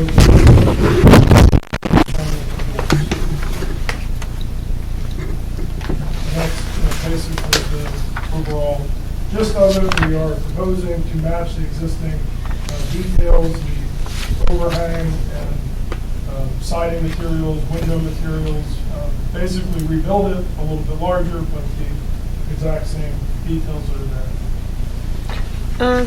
Mr. Conley, would you like to go over what you've... Sure. My first comment had to do with the actual garage doors. You're proposing one single garage door. Historically, garages of the size you're proposing and of the time would have been two separate bay doors. Single doors really should be avoided. So to address that comment, the one concern here is we're only at about a 20-foot wide, and so we could fit 2 8-foot wide garage doors there. I like to keep single car garage doors at 9 foot. Is a little more comfortable. 8 foot is basically less than what's a minimum parking space. We can't fit 2 9-foot doors in there. So the alternate proposal I would suggest would be there's a variety of different garage door styles that look like, so it could still be a single 16-foot wide garage door, but it's segmented to look. Well, that was my second comment, if you were going to use something like that. Because I think practically it's going to be a little bit more challenging, quite a bit more challenging to squeeze 2 physically separate doors. My preference would be one larger door. It's going to be more functional, but then if we can come up with a style that meets the design intent, but still provides that functionality of one larger, that would be preferred. Yeah, my first 3 comments all had to do with the design of the garage doors. If they were a pair of doors, they should traditionally look like swinging doors, and doors with X bracing or Z bracing or traditional stiles and rails. Yeah, and there are quite a few options out there. My fourth comment had to do with the windows. I guess you were proposing to install on the garage. As drawn, they're missing all the traditional elements of a window, a sill, apron, casing, drip cap. Yeah, at this point, on the second page, there's the elevations. Oh, I see, that's fine. So at this point, all I'm indicating is the size and the location of the window, and that matches the existing window that's there. As far as the detailing, this is a basically schematic level for you would ask for. We're all about the details here. Right, exactly. Well, so, and this is a stepping stone to really the variances that we're seeking from the zoning board. And depending on how that goes, to go through and detail this to that level seems a little premature before we get the input and resolution from the zoning. My That's other why, comments. should the commission desire additional information, they can always make a condition that you come back to show Right, details of exactly. the And our door intent, finish. our, proposal here is to match the existing details of the existing detached single-car garage, which appears to be, part of the original 1920s era. It's old, it's got some really great detail to it. Our intent is to match that. But, obviously the variances we're requesting are the next step to then getting to that next level of detail, looking at different material options that meet the existing intent. If the existing, if it's wood, how close can we get to it? And then that, more detailed dialogue could be after the zoning hearing. And we don't know how the zoning hearing is going to go, so if we get into all this level of detail, it's a little premature. But coming back and having that future dialogue after, approval or whatever resolution happens with the zoning. You would come, but I think have a we'd question. suggest that we, especially with the segmented door and the detail on the window, that you could meet with the subcommittee. Correct, Okay. yeah, I think that's what we're discussing, exactly. Yeah, just Right. the sequence, I think, is the only thing that I'm asking is that we can have Iron out more those detail- details. Yeah, iron out it But you're generally. suggesting after the Board of Following, Adjustment meeting? correct, yeah, so Oh. but that's typically what we do. We impose a condition. The commission recommends a condition to the zoning board that should the application be approved, the applicant come back for review, Right. final finishes and details. Right, And and then the general selection of the massing. garage door and this window detail should be part of that follow-up review. Exactly, yeah. And the general massing. Go ahead, Mr. Reimnitz. Just to be clear, Mhm. they would have to come back and get approval from us in terms of detail and finishes and so on. Well, so just Because we may- just to be further clear, the zoning board of adjustment has final jurisdiction over those subsequent approvals. So if there is a disagreement, the zoning board will adjudicate the final resolution. After that. Correct. point. Then what are we doing here? I mean, if they don't want to, respond to us now, what are we doing here? With all due respect, we're not. I don't think the applicant is objecting to what is proposed. I think they're just indicating that they haven't selected a style of door. They have Mr. Connolly's comments. So once it's approved, they're happy to select a door that's suitable. But And Well, further, I'm just going to suggest those aren't the only comments that exist perhaps amongst the people. yeah, I mean, we've only heard from Mr. Connolly so That's far. We right, haven't heard that's from the right, rest of the commission, so. Okay, so can you, Well, yeah, the rest of the comments all had to do with the overhang, the trim, siding, lighting. But my last comment, number 11, actually had to do with the location of the garage itself. I'm concerned with the expansion of the garage, that it is getting too close to the house. one of the challenges here is And I suggested leaving it where it currently is. and that, there was a lot of back and forth to exactly where to position this, how wide to make it. This is really as small as we can go and still have a two-car garage. We're only looking for a variance of, instead of using 6 feet, we're kind of only asking for a 3-foot variance. So based on your comments, if we kind of push it further, it would be. I'm not saying just leave it where it is. No, don't, and just expand it. So you would. So part of one of my concerns right now is there's no room. It's an unusable space at 1.5 feet, and so we're shifting it over a little more than a foot. And yes, it is getting a little closer to the house, but I don't think in a way that's significantly more. And the other thing you'll notice right now, there's no room to even get recycling bins back there. So the recycling bins are pushed out closer to the street. So this might actually make it a little bit cleaner and more tidy in that regard.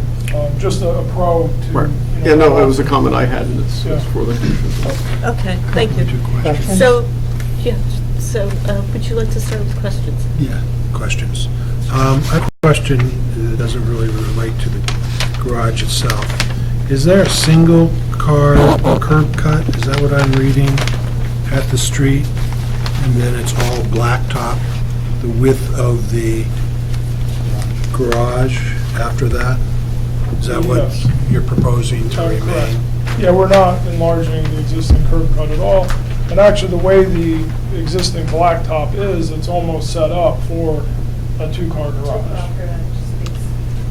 So it's kind of leaning towards it anyway. Another question, is the slope of the roof of the garage you're proposing the same slope of the original house? Looks like there's an addition to this. Yes, it is. That's correct. It is. And I think the existing top plate height is about 8'6", and so I'm looking to bring that down a little. So if we're keeping the pitch the same, we're making it wider, because we're an 8-foot plate height, so you build a wall 8 feet, and that's where your rafters start on. If we come down 8, which is a little more standard, it helps bring the overall height down a little bit more. So because it's getting wider, keeping the same pitch, I thought that would help, which it does. And we're still 9 inches under the maximum height for an accessory structure. I saw that. So Did you consider turning the gable in the other direction so that the accessory structure would look more like the volume of the existing house, where you see the asphalt roof, you have less of a dimension in terms of your 20'4", this is pretty much square, this thing, right? correct. Yeah. Did you consider that at all? It was considered, I thought, keeping more with the traditional arrangement, having the gable face the street, and then also that be putting an even greater asphalt frontage. And so, is it a positive or a negative? We're actually creating more of a, more volume or bulk towards the street view, which in this case, if it's a gable end, we have a nice clapboard look. If it's the other side, we're looking at asphalt shingles. And, to me, I felt that this was more in keeping with what's existing, because we have an existing gable end. Yes, we're getting a little wider, taking measures such as Mr. Connolly suggested as segmenting a bit, breaking up the width of it. It seems like that would help quite a bit. But we did consider rotating it, and it just seemed like it was going in the wrong direction. This seemed to be the better approach. I don't have any other questions. Mr. Greenbaum? Is there any reason why the intention is to keep it as an accessory structure and not integrate it with the house? I think you can speak to that as... Yeah, I mean, the reason we wanted to do was, we thought a separation would be good. That way, we don't want to be like putting everything in the same. The look-wise, we felt this was better. It just looked like we are just enhancing that setup. Because most people, the natural expectation would be to integrate the garage and have so on a day like today, where it's pouring rain, you're not running through the rain between the accessory structure. What? That's What? totally antithetical to what these houses were. They always had Separate. independent Separate. garages. Right. Yes, and that's what the historic district. I can say I asked the homeowner several times, and I said, "You sure you don't want to connect them?" And then we can, but the way the existing layout is, the light that's coming into the room, yes, we are getting closer, but we are lower.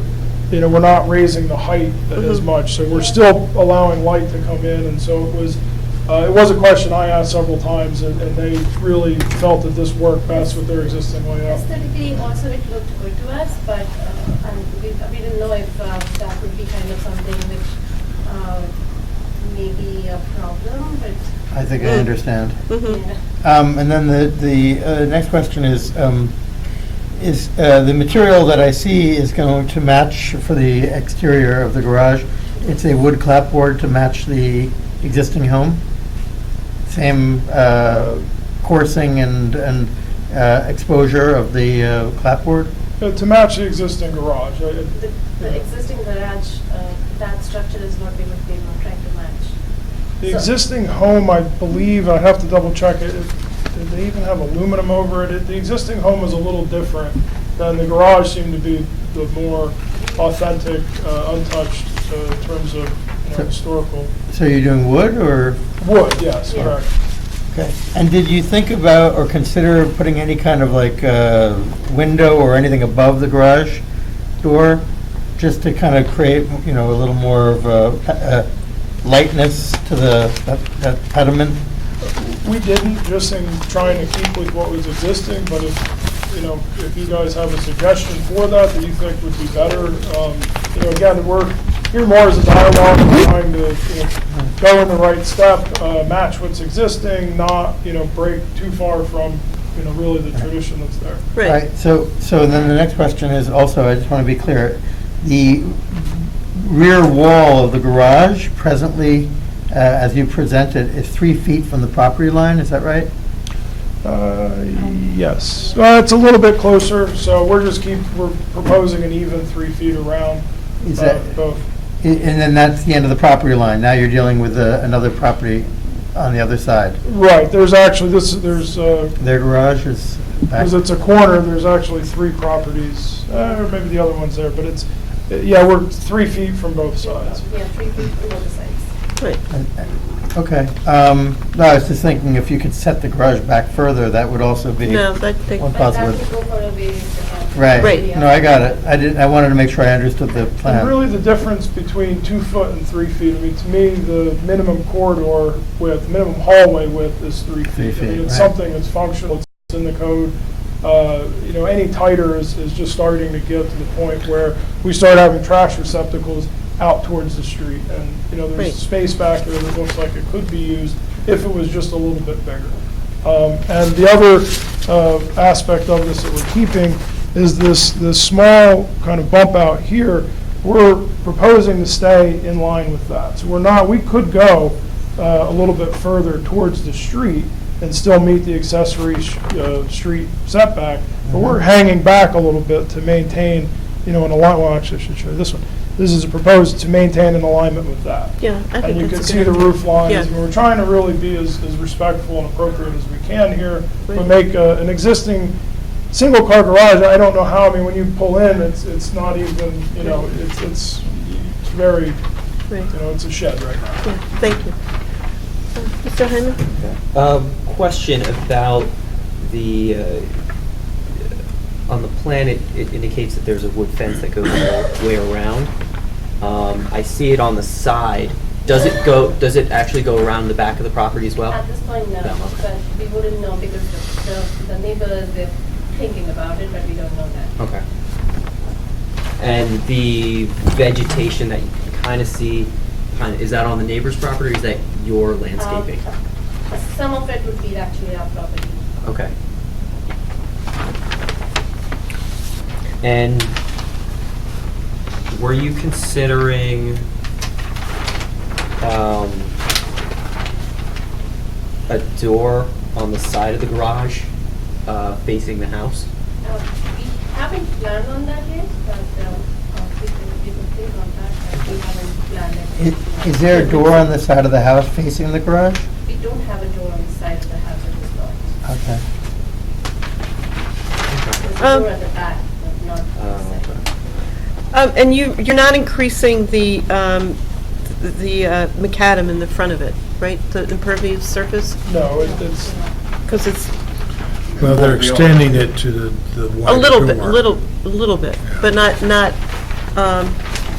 extending. Okay, that was my question.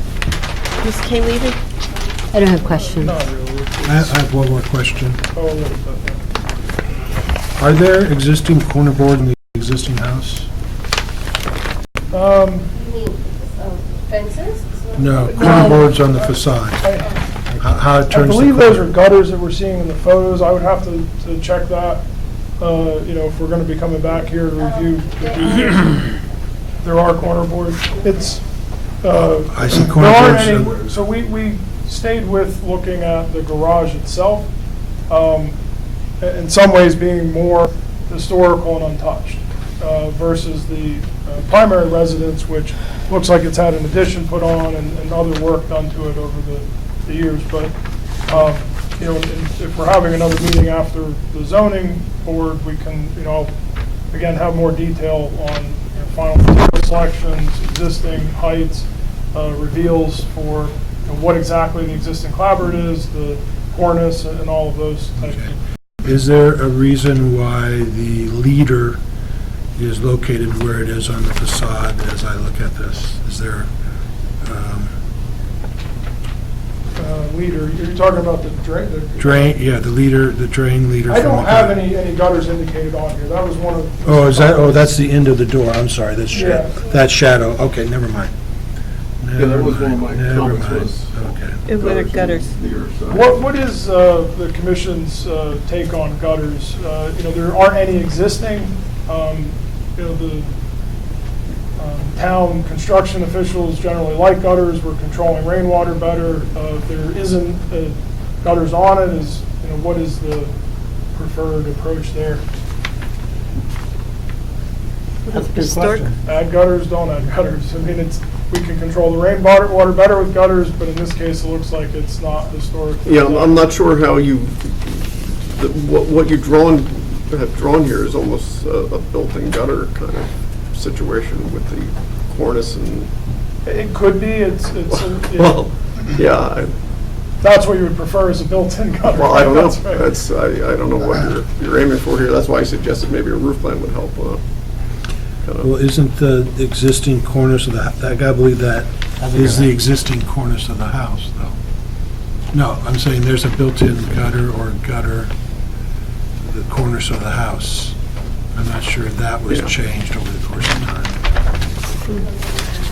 And most of these accessory structures in that district don't have gutters on accessory structures, but it will make life a lot easier, if you have them on. Consider that, as I said, there isn't one at the moment, so we could consider that, we haven't really, we didn't think about that. Well, especially if you bring that garage closer to the house, and you're going to use that as a garden area, I think you should really consider it. Get into coverage issues, that's another variable. Any other? That's- Okay, so right, okay, so, Mr. Petto, do we have our recommendations? Well, we have to do that comment. Yeah. Oh, we haven't had comments yet, sorry. My Caroline, you my go. comments would be as follows. I think I take with a grain of salt your comments about making this historically correct. It's a new two-car garage. It's not a historically correct garage. So I throw that out. I'm sorry, I just don't buy any of that. I would tend to turn the garage around so that the form of the garage reflected the form of the house. That's my comment. I would take the door of the garage, if it can't, I realize that the garage itself is really tight. For a two-car garage, it's a tight fit.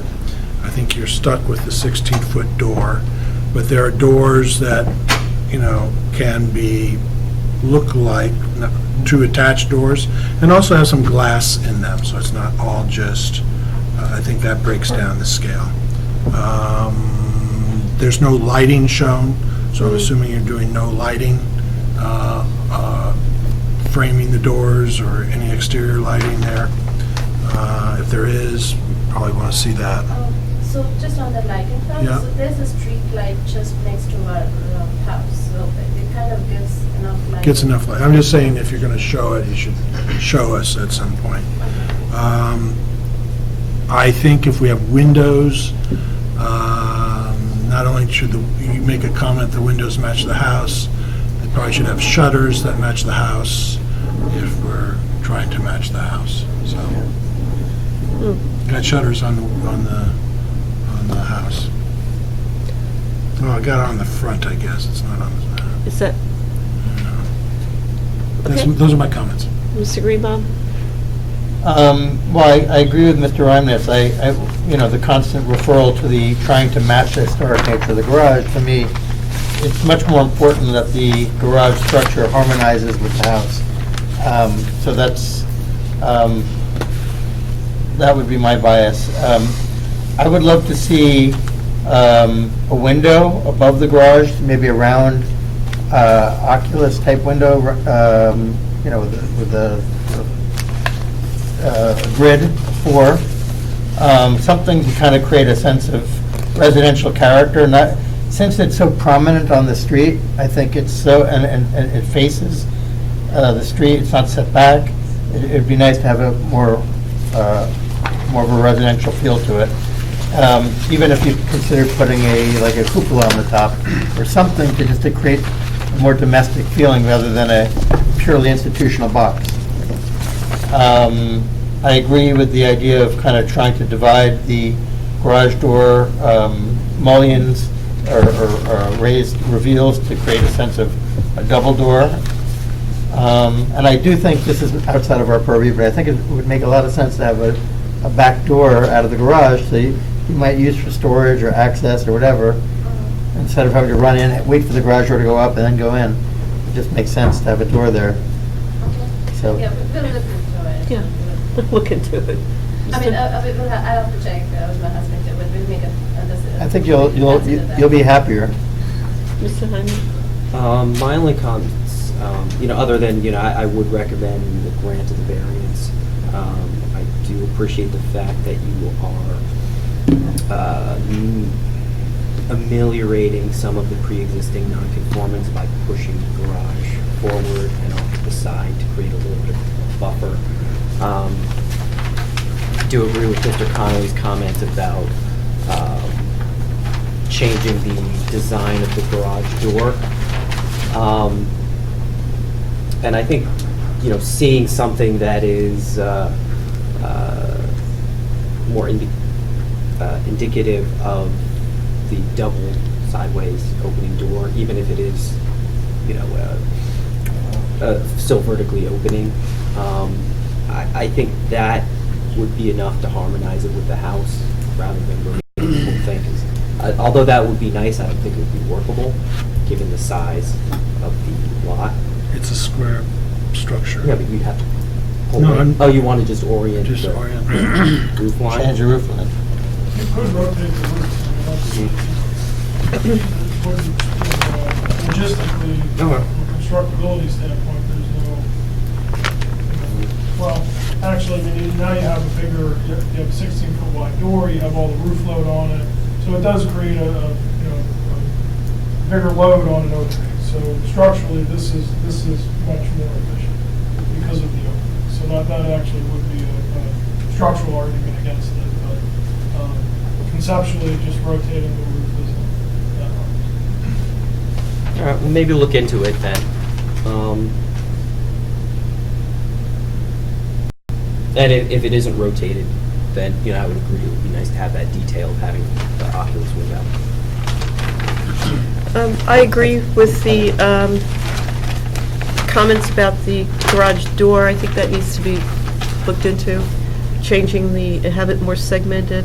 I think the roof line is fine as it is. I think maybe adding some detail into that center could be nice, but you could also do that with lighting as well. So those are my comments. Yeah. I've actually spent a lot of time looking at garages around Montclair, and this looks like a garage from the 1920s when my garage was built, and I have no problem with it. I guess, the doors, a lot of doors were changed to this type of door mid-century, and that's pretty characteristic of garages in Montclair, so I'm okay with the door. If my colleagues would prefer to see something a little bit more looking like a swing door, that would be okay with me, but I don't see, for me, it's not necessary. And a little feature, a light fixture or a window in the gable is something that might break it down a little bit. Is the garage door intended to be an aluminum door or a wood door? At this moment, it's actually wood door, but that's how the current structure is. Right, no, I think that's something we haven't discussed. Right, should be a wood I think it door. would be nicer to be a wooden door. When you have a garage that's set in the back of the house and people don't see it, it's one thing, but this is right on Valley Road, and it's just very prominent the way, I think it'll look better for the whole home if it's done right. Okay, so that'll be one of our conditions. So, yeah, Graham, can you go over the Recommendations? So essentially, I think a decision needs to be made as to whether we're rotating the roof pitch or adding a feature in the gabled area, a window or a light fixture. Should we? Because we had kind of a varied. Here's what I suggest, unless I see a nice little rendering showing what it looks like from the street. Just do a rendering showing it the other way, just so we can look at it. Rotate it. But that's not a recommendation. Well, Well, they're coming back to us in a way to... Well, yeah, it would be a recommendation when they go before the zoning board. Just have a rendering of it rotated and let them decide how they want to do it. They're going to come back to us to discuss details after the zoning board. They're saying when they come back to us, are you saying we're giving them... I think the issue is whether or not the design is a critical element of granting the variance, the recommendation for the variance. And so the question would be, would that be something that would withhold the variance? No. No, I don't know. no. The zoning board's not going to care how. No, I don't think they're going to care how it, Right. how it's. So they I'm just really trying to don't- understand why they're coming, if we're doing this now without seeing the final... Well, I mean, I've noted that, the commission wants to select the final style of the door, so that's a feature that's going to come back here. You can select the final light fixture or window element that would be in the proposed gable. I would like to select the orientation of the roof So at the end of the day. those would be the three things that... Just my guidance on that is, it sounded like there was a variety of opinions, so perhaps you can either decide by motion how the commission feels on that. I heard from each, it would give the applicant some direction Right. as well. I got it. I heard from some commissioners that they were fine with as presented. Some felt that they needed the roof to change orientation, but it seems like a key element that we should give the applicant some direction for them. Rotating the roof, now we've eliminated the opportunity for a light fixture, a pediment, or a feature that's going to help make it more residential. Whereas if we rotate it, there's only so much we can do. Then we start talking about, well, now we need to put a dormer, maybe a little eyebrow dormer into the roof, vast expansive roof. I'll give up. I'll concede, Well, we although I can- think it's a mistake. Okay. I will concede. So why don't we have a vote on the design of the orientation of the roof? I'm outvoted, so let's move on. Okay? Yeah. At the We end of move the on. day, All right. the better All right, we're moving solution on. is the better solution for you, so it might be worth the exercise of drawing it and seeing it, so you can make the decision. Well, we just heard that it might be, the load changes with the door Well, and it does, the, we're going to need a much bigger beam for Right. 16 foot, and then it's 10 foot of tributary for half of the roof. This is the better approach. I mean, we did look at that, and like I said, my concern now becomes just a vast spread of asphalt that you're looking at. I mean, we're talking about the quality of the door, going a little extra with the wood door, which looks better but requires more maintenance. But as you indicated, I mean, the garage door is as prominent as the front door on a main street. And so I all the comments about the addressing the pediment, the gable end there, I think those are great. The door upgrades, I mean, all of those, I really, I think we're going in the right direction. If we rotate it, now we're looking at dormers, and we're kind of, we're trying to address a different problem. Oops, excuse me. Are there dormers in the existing house? I don't think we need I'm not to continue anymore with this. I said I conceded the point. All right, So we have- I'm reviewing the final condition. So first is that the applicant should consider adding a light fixture or feature window in the gable end fronting on Valley Road. Use the word round or ocular or something like that as a possibility, so it's... No, just a window, a window. Anything. The applicant should use a wood door for the garage door, and the applicant is to return to the HPC for final selection of the garage door style and selection of the light or window feature on the gable. Okay, I think that's. And then just in the preamble That the variance, can be The granted. variance, yeah. Okay. Thank you. Can we take a break now? Otherwise, I have to get up and go to the bathroom. Let's take a quick break while Paul gets ready. All right, okay. Is he Break. going to do a PowerPoint or just a? Okay. We're just taking a quick break.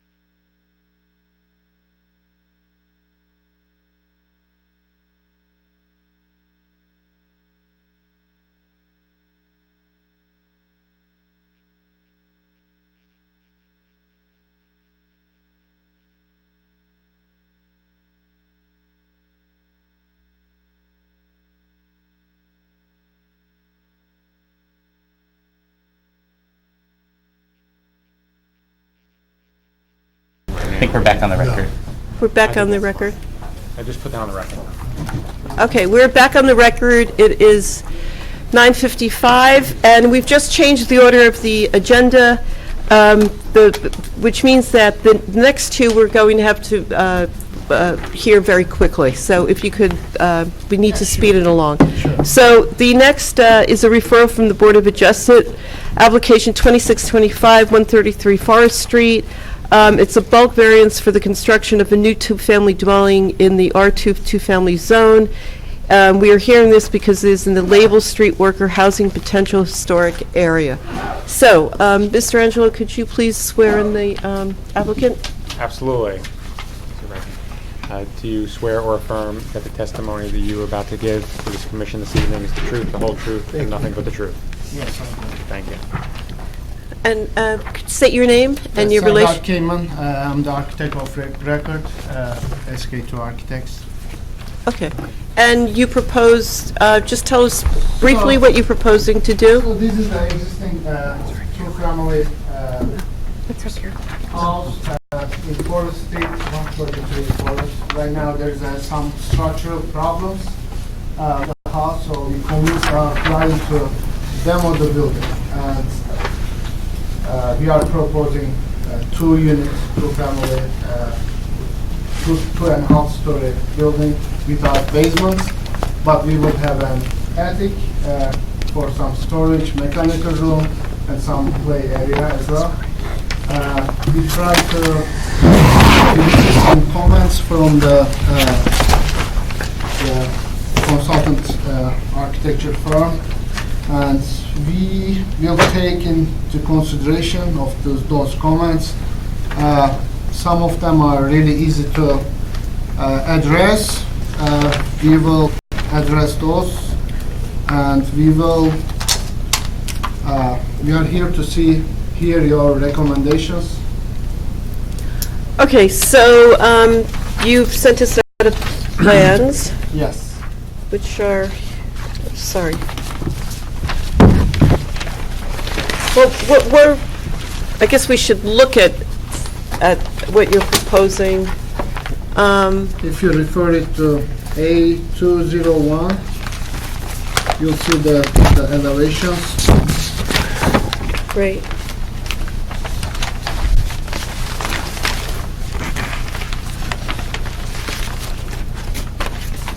So, Mr. Conley, can you run through what you've, I mean, just for the sake of brevity, I mean, you have reviewed the comments. You said and that, what do you... Yeah, can you give us an idea of what you are planning to incorporate? So we will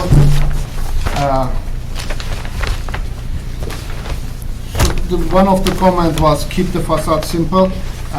We will eliminate some items that we incorporated, such as brackets over here, and exposed beams, and the other comment is too much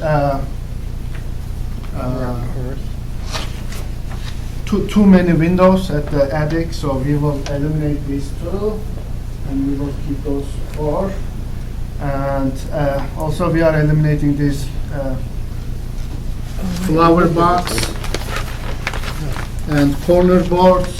We are going to make them a little bit thicker. So I provided a number of comments. As you can see, there's probably, 20 comments, and some of them are structural, some of them are design related, and some of them have to do with the elements that if you are going to use them, they should traditionally be, installed in the way that I've commented. I think the big things about this design are the actual, if you look at the front facade, the overhang, it's that they're proposing from between the first and second floor. That's traditionally a kind of detail that would show up in maybe a Tudor house. I'm not sure if that that could be eliminated, or is that, it kind of doesn't really work with the style, in my opinion. So the reason is right now the existing house is really close to the next property, we only have 1 feet 9 inches side yard in the existing property. And when we propose this, we have to go by the ordinance and provide 6 feet setback. So we are losing 5 feet of the width of the new building. And if we just keep the facade line, that's it's gonna be really small units. Well, no, I'm saying, you know, go for a variance and make the architecture work, and I mean, that would work better for us, but it's gonna be difficult variance, I believe. I have a question for Graham. Certainly. Does that overhang on the second floor not apply to the setback? No, it does apply to the setback. So, No, we are okay, because we have a driveway here, and then the setback is 10 feet, I believe. are you measuring the setbacks from the lower level? I'm Yeah, sorry, the setback should be measured to the second floor if the second floor does extend further than the first. Okay. So so I think, you know, you're going to need variance relief for the second floor as you've drawn now. So I think to Mr. Connolly's point, you could just extend that second floor wall down to the first floor and seek that additional side yard setback variance. I mean, the lot is undersized for the zone. That's why you're going to the zoning Yes. board for that initial round of relief. So it's understandable that you'd need I mean, that will be additional great. variance relief. So I'd prefer to make the architecture work, and Will that impact the width of the driveway? Will that, So It's a if shared the driveway is condition, correct? shared, so it's a wider? yeah. yes. So we're looking at this, a lot of Mr. Conley's comments have to do with simplifying the facade. So if you bring that all the way down, can you simplify the facade, take off the shutters and, I don't know.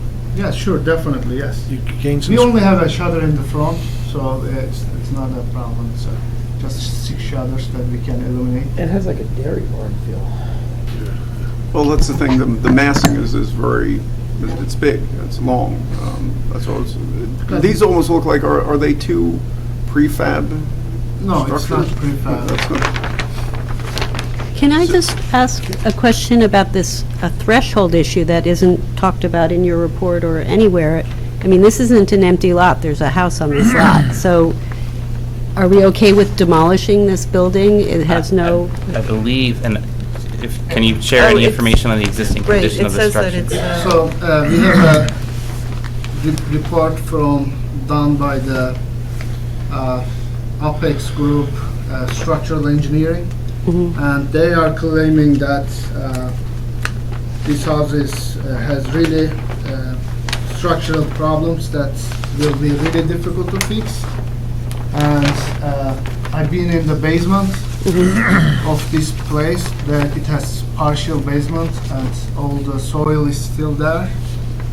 And the foundation is... Has really that bad report shape. been shared with the construction code official or the fire official I for think the we got township? it from the town. Yeah, it was provided, so the property is registered on the township's vacant properties listing, and as part of that, they required an analysis to be done to determine structural habitability of the dwelling, and it was determined that it is not safe for occupancy. So Carolyn, to your point though, my first reaction to this building was, well, it wasn't a house. This does not look like a house. You know, it almost looked like a barn or a schoolhouse or something. So I did look at Sanborn maps. It was a grocery store. It was constructed as a grocery store. Oh, interesting. So it does. It's been there a while. but this So would be, an order for demolition will Right. be filed by the fire official and the construction code official, which determines that the house should be demolished, so. okay. Well, if we're looking at are we looking at a redesign of this, on, you know, with a greater facade across the front, greater frontage? No, the frontage actually is, we are proposing less frontage than what Exists now. existing What's right the now. setback on No, both but- sides now? but- 1 feet 6 in the One side, In okay. one terms side of, and the yeah, other he's going to side. drop this down. since I they didn't have see to a get- survey. Well, if he drops that Yeah, then down, we just, Is 7 feet. right. It's existing 7 feet? Yes. And you're proposing, 10 feet and 6 feet. well, if you bring it down, it'd be Yes. less than 6 Yes. feet. It'd be 4 feet or something, right? Or whatever the overhang was there. There, I think 2 feet. It should be less than 2 feet. Okay. Well, it goes back to your basic question about demolition of this structure, but But I mean, under our demo criteria. Right. That meets, Let that me meets the tell you criteria. one- Well, if it's not uninhabitable, habitable, that's I true. mean, we have to get rid of The it. second floor joists are 2 by 4. It should be 2 by 10, 2 by 8, 2 by 12. So, I mean, at this stage, it's new construction. right, That's what we're and that's what we're dealing with. looking at, is new Yeah. construction. So, but taking these comments that Mr. Conley has made, It would radically change. the what we're whole, looking the at. whole look of Yeah. the building. So that's why I'm concerned that what we're looking at again is what's going to go before the zoning board and be approved as, as it's presented. I mean, if we take out the shutters, you're going to take out the jettied floor, Dormers. the dormers. That's Some of the window. dormers. Oh, yeah. The two Yes. smaller ones. It's And a, also we can move the windows that are really close to the edge. So we'll be seeing this again. You can certainly request that they come back following any approval by the board to review the Oh, final plan. but we won't have an opportunity before it goes to The the... applicant has already filed public notice for the June 19th. Can we bring it back on the 17th then, on that date, that we have our special meeting? I think it has to come back. And then they can still go on the 19th with our recommendations. No, I mean, I disagree. I think Mr. Connolly's comments are pretty clear.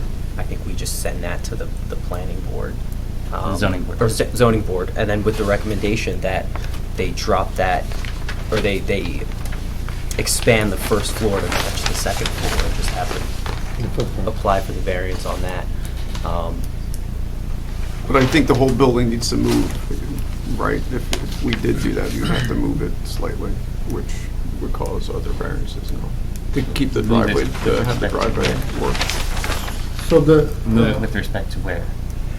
If he just drops the side if you down, align the second floor to first floor, we just have to have less side yard.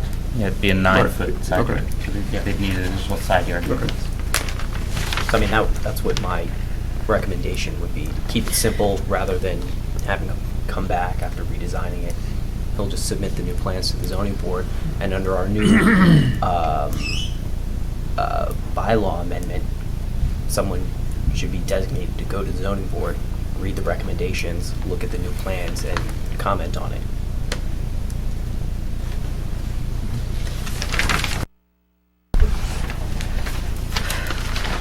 So are we in the process of making comments now? or are we- Yeah, let's open Yes, up for please, comment. yeah. Okay, I don't have any, I got, my comment would be, I mean, I see what's going on here. This is being developed into two single-family dwellings that happen to be attached, but they are, how many bedrooms are in each? 2 bedroom. 2 bedrooms in each Yes. unit?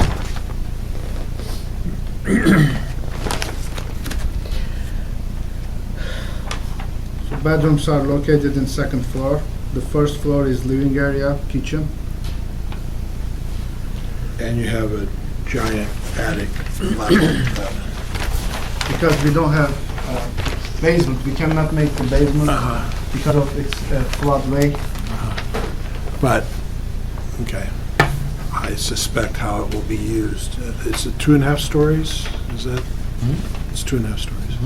I guess I would just say, somehow, if you could break the scale down the long way, somehow, it just looks like a very extruded. That was my first comment, is Oh, is that your provide comment? That's the a first separation between. If there was some way to either have a reveal, Yeah, and yeah. change the, something about it, just to break it so it's not look like one. I mean, the front facade's great, bring it down, scale's nice and everything else, and then you turn to the side, and it looks like it goes on forever. So if you could break it into So it almost two looks like pieces somehow. two volumes, I know right? it has to be, I know it's attached, but visually break it apart. Have like a reveal in the middle, like a step back? We'll drop the roof maybe a little bit and like create a hyphen, right? Drop the. Do something in the middle, Yeah.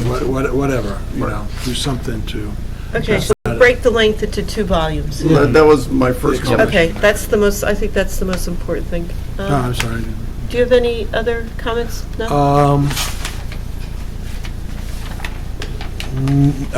Comments, I think, as rendered, be a great little addition to this neighborhood, I'm sure. I mean, Okay, thank you.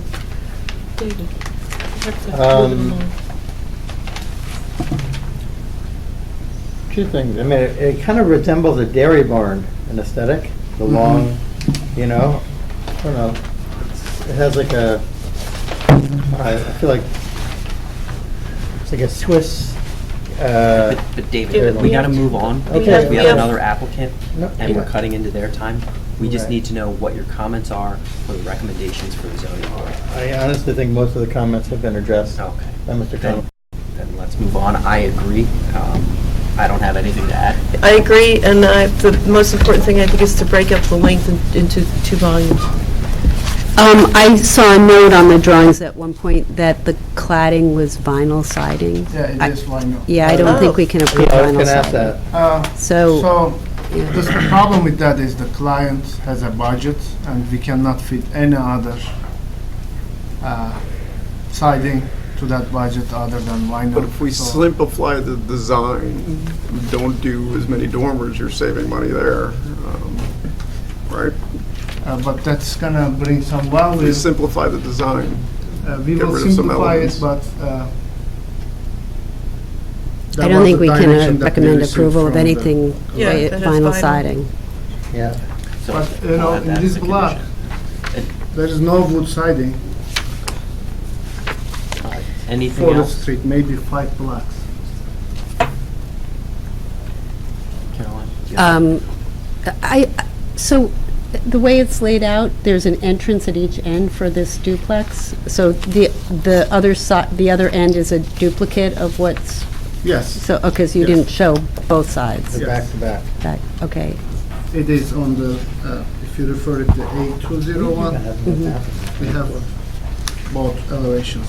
so if we create a hyphen, break up the 2 volumes, maybe you could put the entrance door for the second, the rear apartments at the midpoint of the building instead of at the back.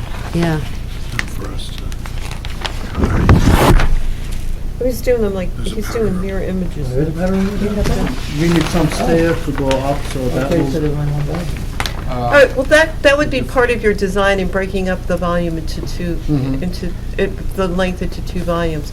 So to add to Mr. Conley's comments, and he has a question here about the rafter tails. Yes, the one that we will be eliminating. Okay, so those are eliminated. So we take off 20. And then on the siding, number 7, siding not to be vinyl. What about the shutters, the shutter material? We were thinking vinyl as well, but we eliminated the shutters. No, we've already eliminated number 4, and we've eliminated number 5, because you're not going to have that overhang anymore. So eliminate 2 of those, and so now we have 17 comments. Right? Yeah. Okay. No, actually, number 8, corner board, we will comply with that. Number 9, we will comply with number 9. Okay. Number 10, we cannot comply because of the first floor elevation that we have to set up by the DEP. It needs to be a certain height so that the window cannot be 2 feet 6. Well, I'm not saying from the ground level, I'm saying from the actual floor level. Okay, that's no problem.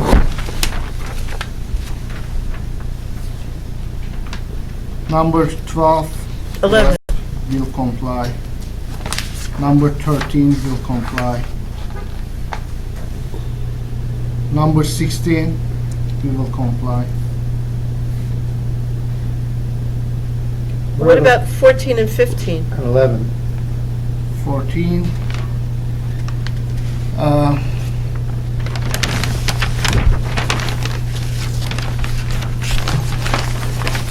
Can comply with the 15, 14, yes.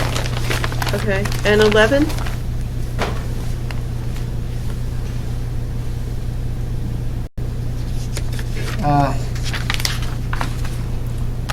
We will try. Okay, we're going to still put that down as one of our Uh-huh. comments. And dormer windows should relate to... Yes. Okay, so now we have 17 comments, which will go with this to the Board of Adjustment. Okay. Any other comments from the commissioners? I think the last one should just be that the applicant should return for final review of finishes. Of finishes, right. And you have in there about the extending the second floor all the way down? Yes. Yes, okay. Right, to break the length Yeah. into 2 volumes. And when does this go, Graham? June 19th. So should we assign somebody, this is the planning board? Zoning. Okay. Anybody volunteer to follow this through? June 19th. That's I a what, a won't be here. Wednesday? No, it's a Wednesday. Because the 17th is our meeting, which is Right. a Yeah, Monday.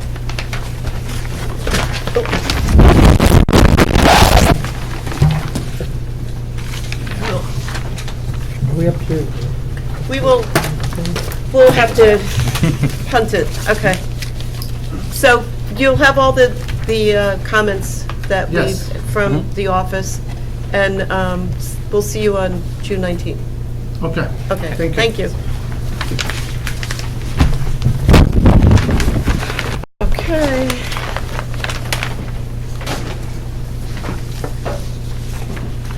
Our next... What's that? No, we're on the last. We're on the last. Our next application is application 2629, 26 Lexington Avenue. This application has been filed to the Board of Adjustment for bulk variance relief to construct additions to the dwelling on the subject property.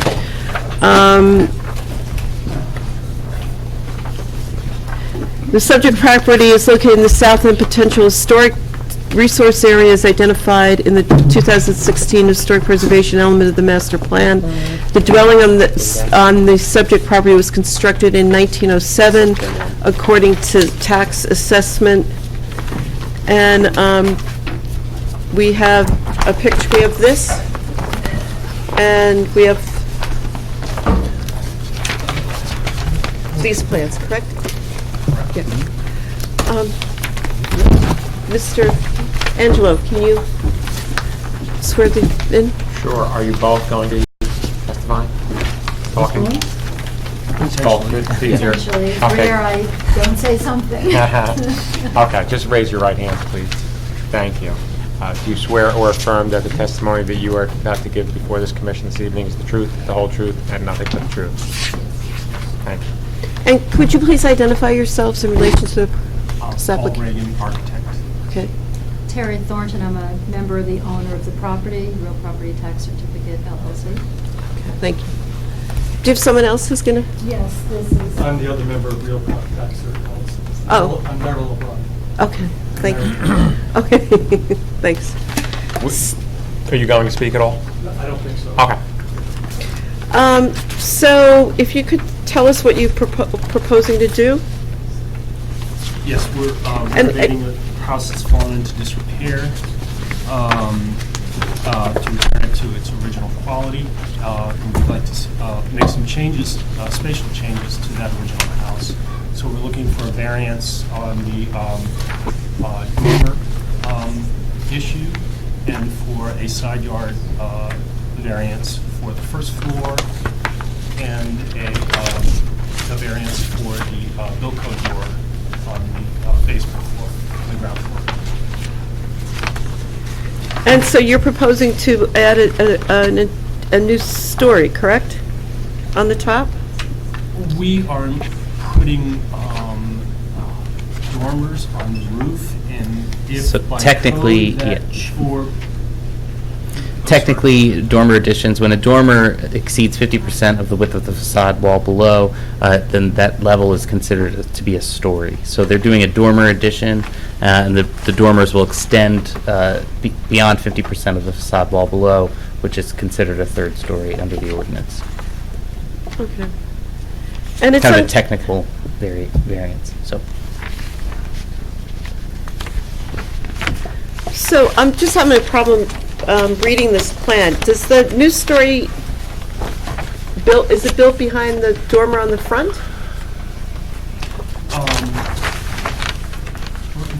the toned areas here, if you see these toned areas, is this the plan you're looking at? Well, I was looking at this, the visual. Oh, the elevations. Right. Okay.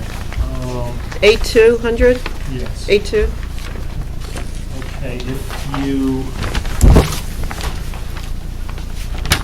it's probably best to look at this elevation 4 to start. Okay. Down here, and on the roof you see a doghouse dormer. Right. That's the original dormer. On either side of that, we're proposing shed dormers so that we can have bedrooms on that attic floor. What drawing is that? That's on A200, Okay. drawing number 4. But you don't have an existing elevation, just this proposed elevation? I do not, no, I don't.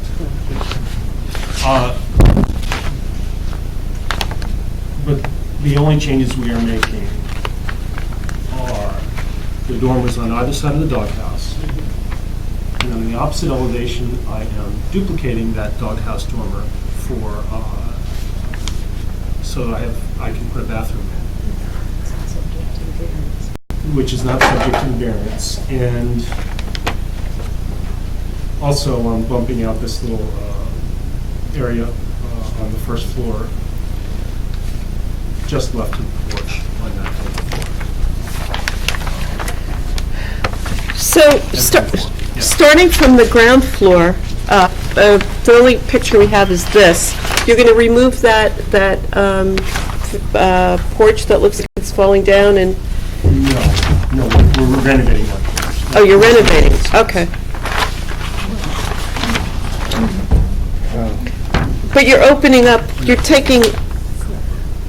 Is that a screened-in porch, or is that the front door? It was a screened-in porch previously. So are we looking at the porch, or?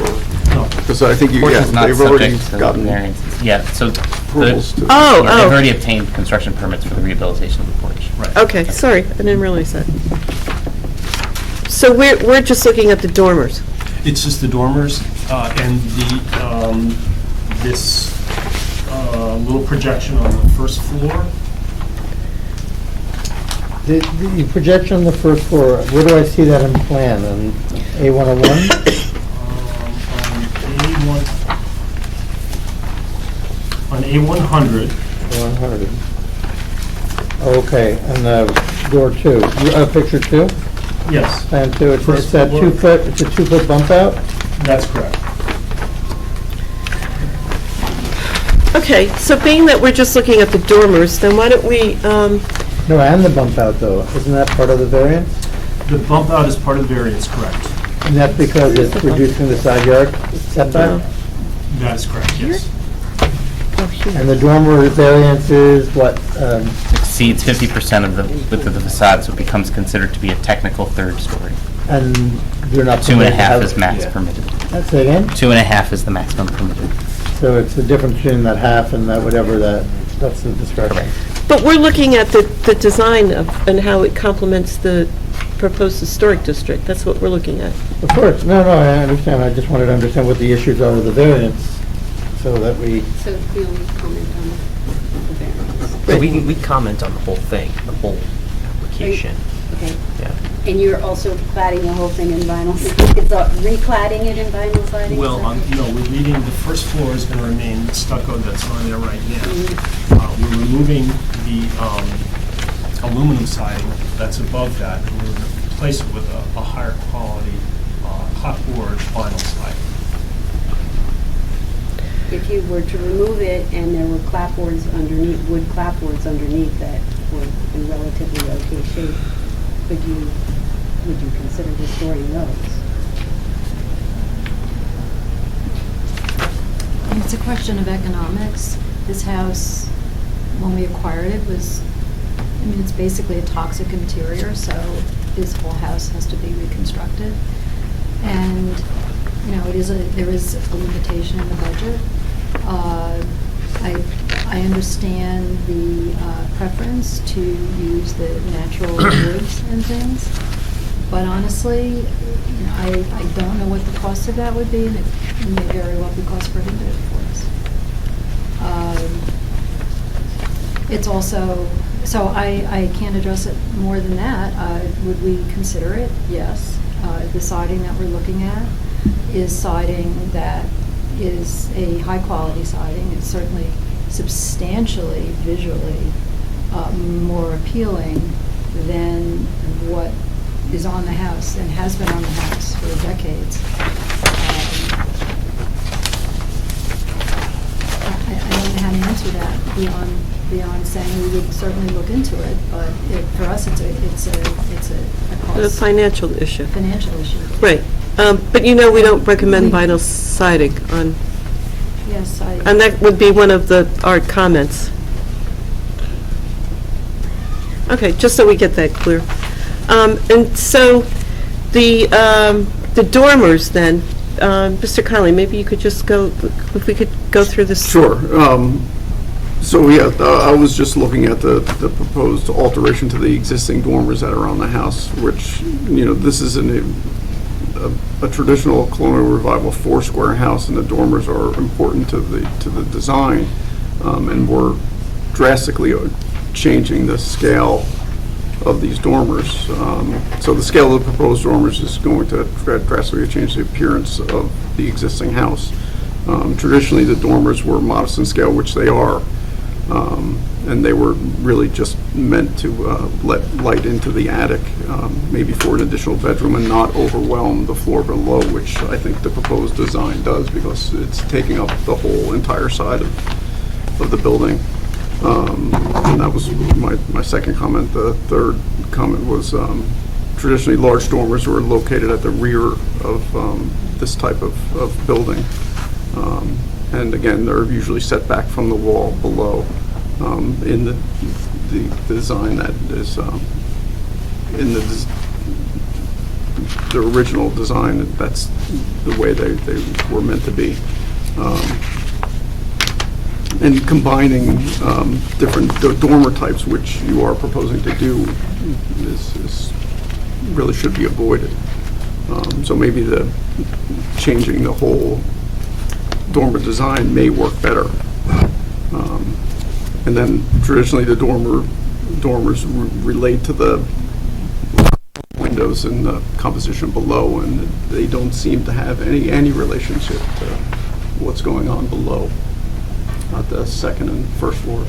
Could I address those comments?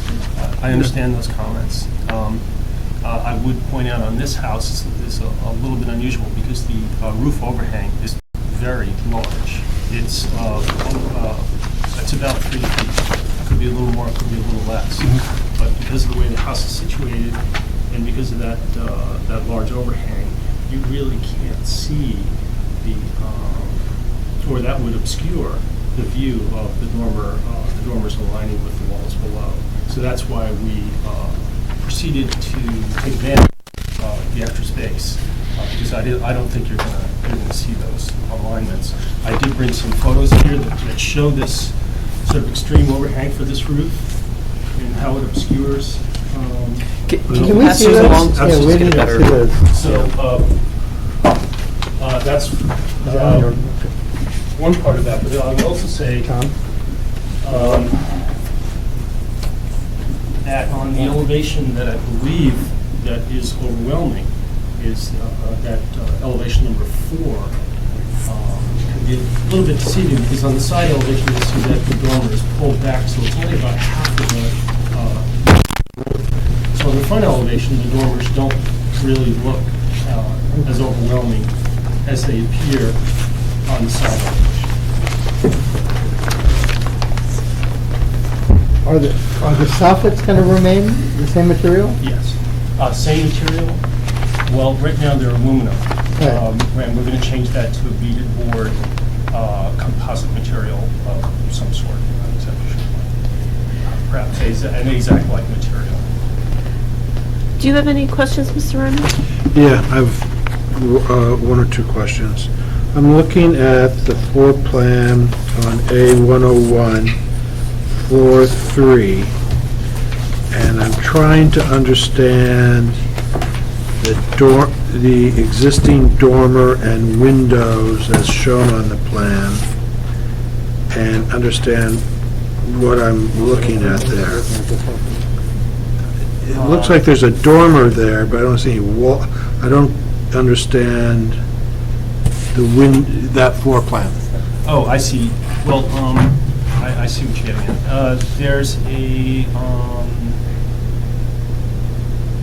7-foot high space, which is the required height for habitable space, which is shown on that sort of dimensional diagram at the top of that plan.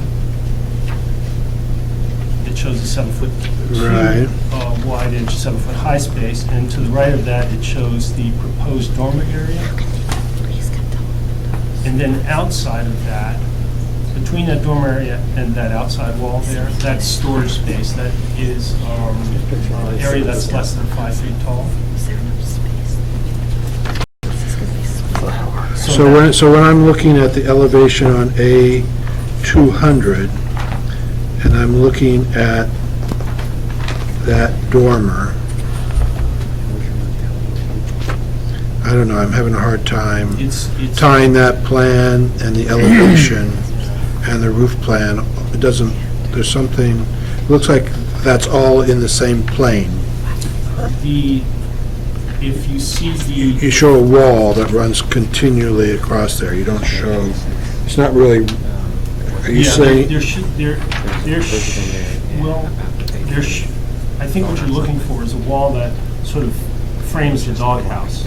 Right. In that space, but they're not shown in this plan, but they should be. Okay. I'm not sure. Yeah, I'm not sure.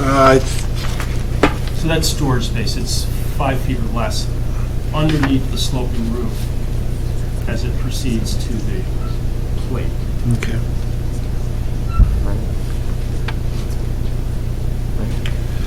Is this intended as a multifamily? No. No.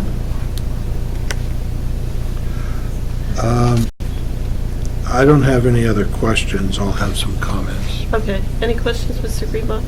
Any questions, Mr. No. I think maybe we should I'm sorry. Maybe we should advise the people waiting that we've now passed 10:30. Oh. Yeah, and per the bylaws, just so everyone's clear, the commission, let's see.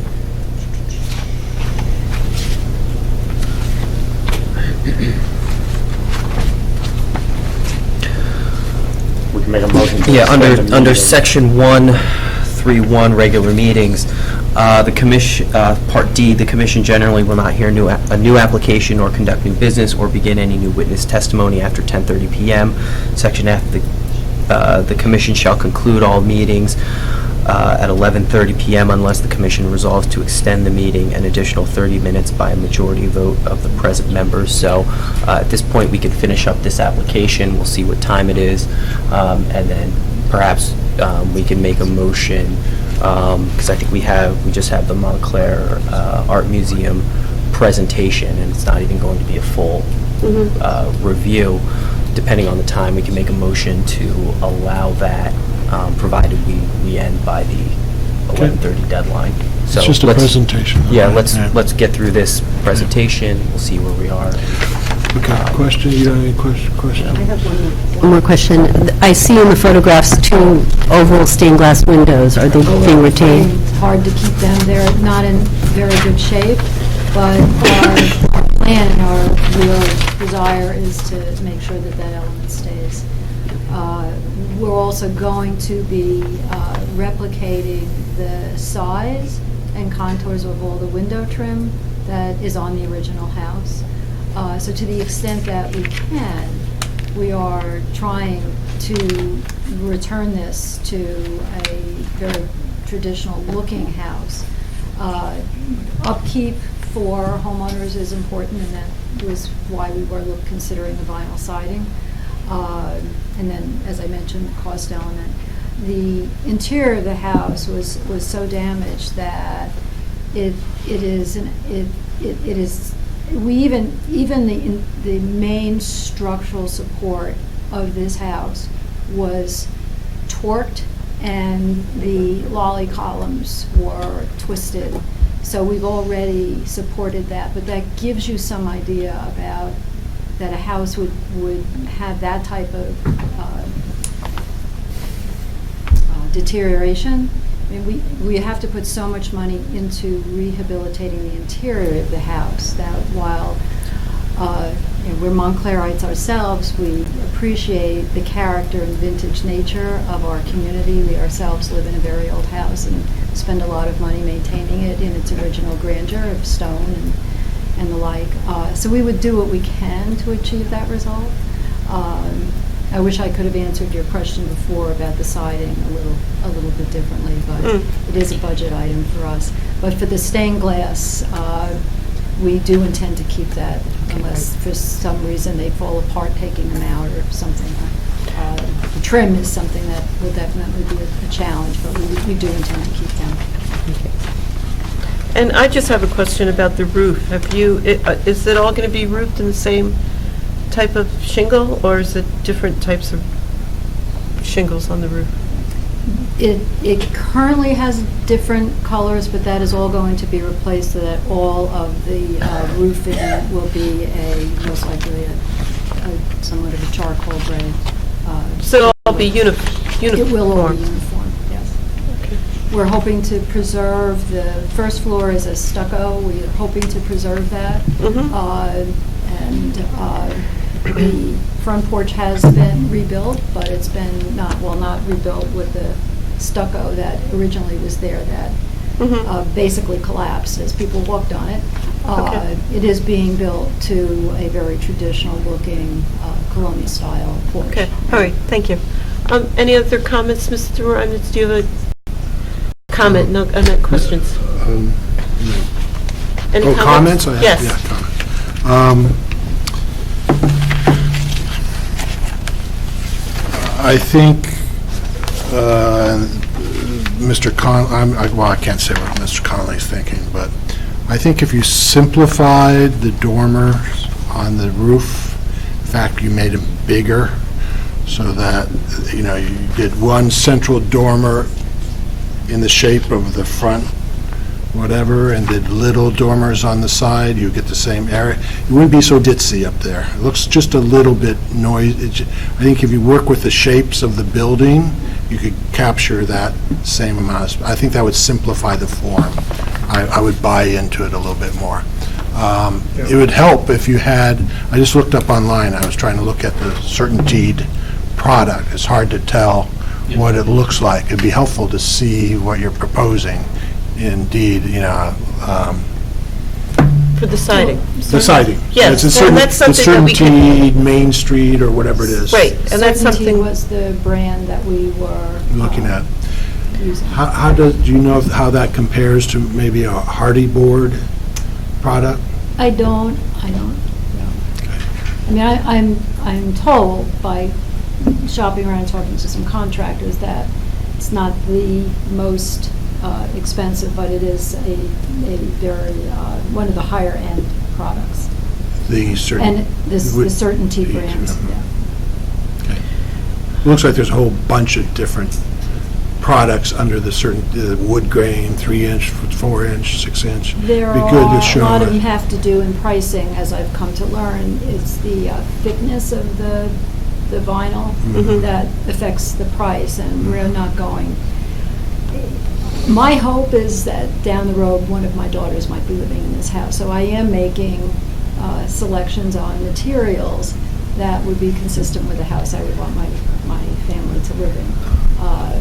Even though they're not yet in this area, this may be their entry back into Montclair. You haven't enticed them back. So we are making decisions that will reflect quality, even though we do have, we can't spend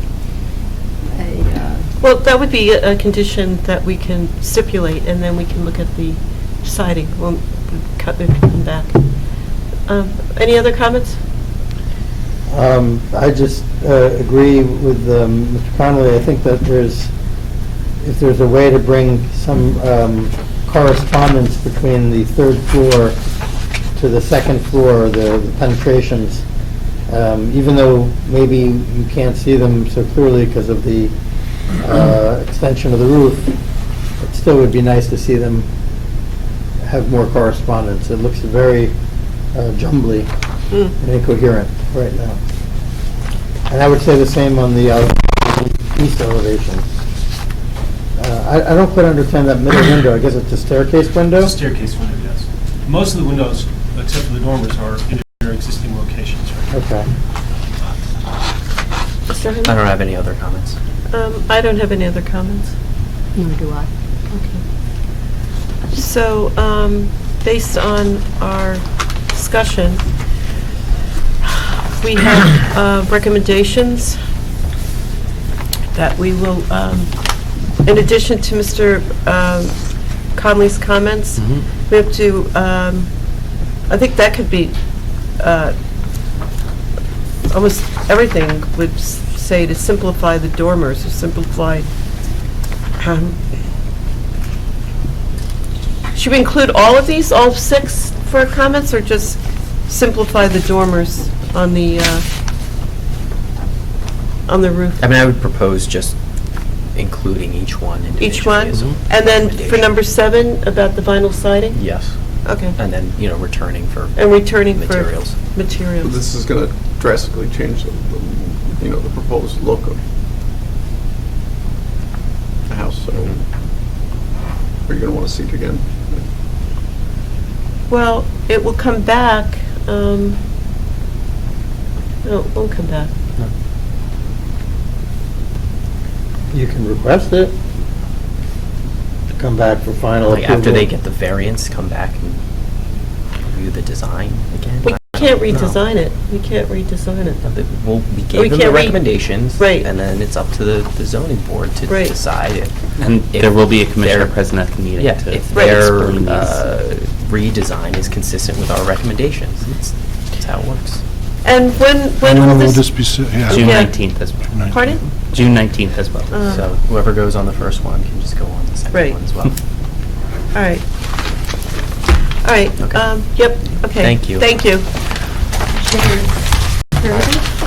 And then Work you do for the town. Thank you. 1044. Thank you. The only thing we have left is Montclair Art Museum. I just want to clarify something that you read, just to be a rule stickler, and I hate to do it, but that's why you have me here. So the provision in the latter part of the bylaws talks about the possibility of extending the meeting, but that's only talking about an existing meeting that's going on they're not talking about the possibility to extend the meeting for new business. That ends at 10:30 only. Yeah. You know what I mean? Yeah. I just read they said yeah. generally. And that was the next thing I was going to say, is it does have the word general. Yeah. So that's what I thought, if we want to make a motion and then, but not extend the meeting past 11:30. Right. So we're in that window of the meeting. We just want to be careful, we want to Yeah. be consistent. Yes. With other people that come. I think we should have a reason why we're. Yeah, I think the basis would be that this is not, we're not doing the full review. Okay. We're hearing a presentation. Yep. Some public comment with the understanding that this applicant is going to come back. So this eliminates the possibility of them coming back a third time. Gotcha. So that's how we get around the generally. So maybe, I think you should, we're in a little uncharted waters here, so maybe let's make a motion. Yep. Because we're operating right now under the generally. Yes. Right? All right. So let's make a motion. I'll make a motion to extend the time period for new business after 10:30, based, for the reasons that we put on the record before, this being part one of an application that is going to continue. I second that motion. All in favor? Aye. Aye. Perfect. Thank you.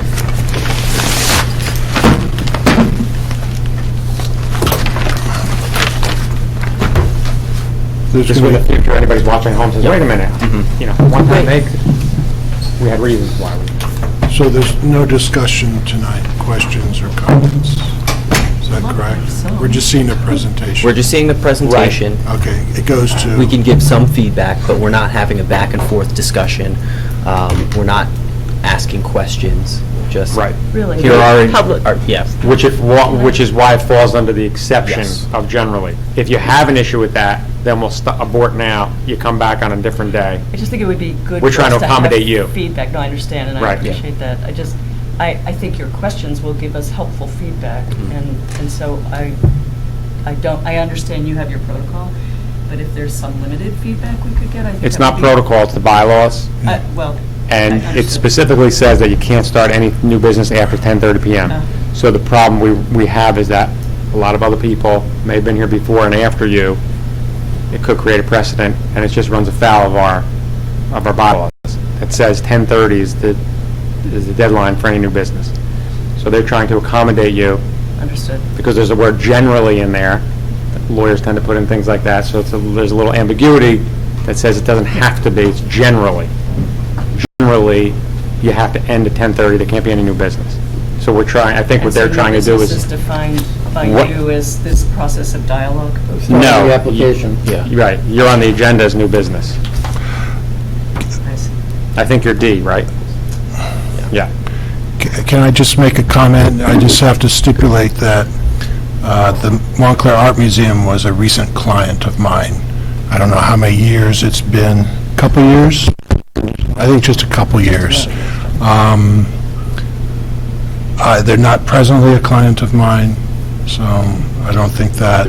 I asked Joe about that, Yeah, seems what like about, it's Mr. okay. Angelo, what do you? He did ask me, I think it's something that's very fluid, because we've all been to the museum, right? So then you could also say, well, if we go there and enjoy it, can we not take Yeah. part? I don't see a problem with it. The ultimate test would be your comfort level. If you feel that you can't do this. No, I can do it. Well, Graham, under well, not recently, we amended the ethics provision of the code maybe a couple years council ago. did. And I think it was just current clients or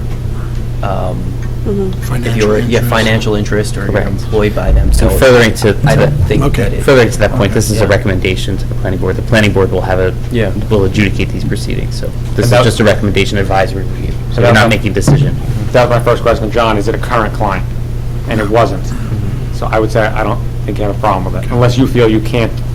No, I just want to be clear. and Yep, be- that's good. That's all. Okay, we have that cleared up. Thank you. All right. So, Yeah, you have to be you have to sworn. be sworn in. Okay, great. Do you swear or affirm that the testimony that you're about to give this evening to this commission will be the truth, the whole truth, and nothing but the truth? I do. Thank you. And would you please identify yourselves in relationship to the application? I'm Laura Urbanelli, the Director of the Montclair Art Museum. I'm Paul Sionis. I'm an architect. My address is 8 Hillside Avenue, Montclair, New Jersey. Thank you. Right. And you have a PowerPoint presentation that you're going to go through I'll go through quickly. quickly. Yes. Okay, I'll start. So the Montclair Art Museum, hopefully most of you have been there, walked through. Montclair Art Museum was constructed between 1913 and 1914. This is a photograph that was provided by the Montclair History Center. This was taken of the museum approximately 1930, right after a wing was added to the south side of the building around 1930. And this is about 16 years after the museum was constructed in 1914.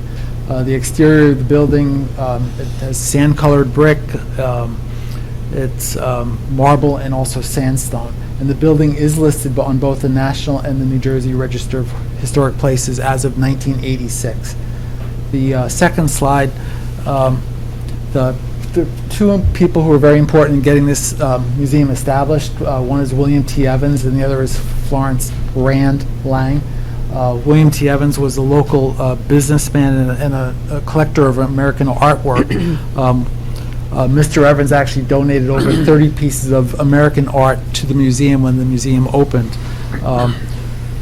Florence Rand's father, Jasper, owned a drilling company that became Ingersoll Rand, and was responsible for drilling many of the major tunnels in the Northeast, and it was also associated with the creation of the Panama Canal. Florence inherited an extensive Native American art collection from her mother. So in addition to donating a significant sum of money in 1913, 1914 to get the museum built, Florence donated the entire Native American art collection to the museum. And as you know, in Montclair we have Rand School and Rand Park and probably a few other things named after the Rand family. So the museum holds the largest collection of Native American artwork in New Jersey, and it was also the first museum in New Jersey that was open to the public. All the others were actually private. Museum was built on the site, and on that sandboard map from 1890, museum was built on the site of what was the Cloverside boarding school for girls. That school, based on my looking through the records, was open from 1900 through 1909. It previously was a single-family wood-frame Victorian-style house. Became a boarding school, 1900 to 1909, and then in 1909, when Mr. Evans organized a commission, they purchased this property for the purpose of building a museum on that property. This is a rendering. This is actually on the museum website. This was a rendering done that was sometimes between 1910 and 1913. The commission started looking into building a museum in 1909 for the purpose of housing artwork for some of the people in Montclair. They initially wanted the township to build a gallery space or a fireproof space to house artwork. The township did not go along with that, so they actually formed a commission to build the museum.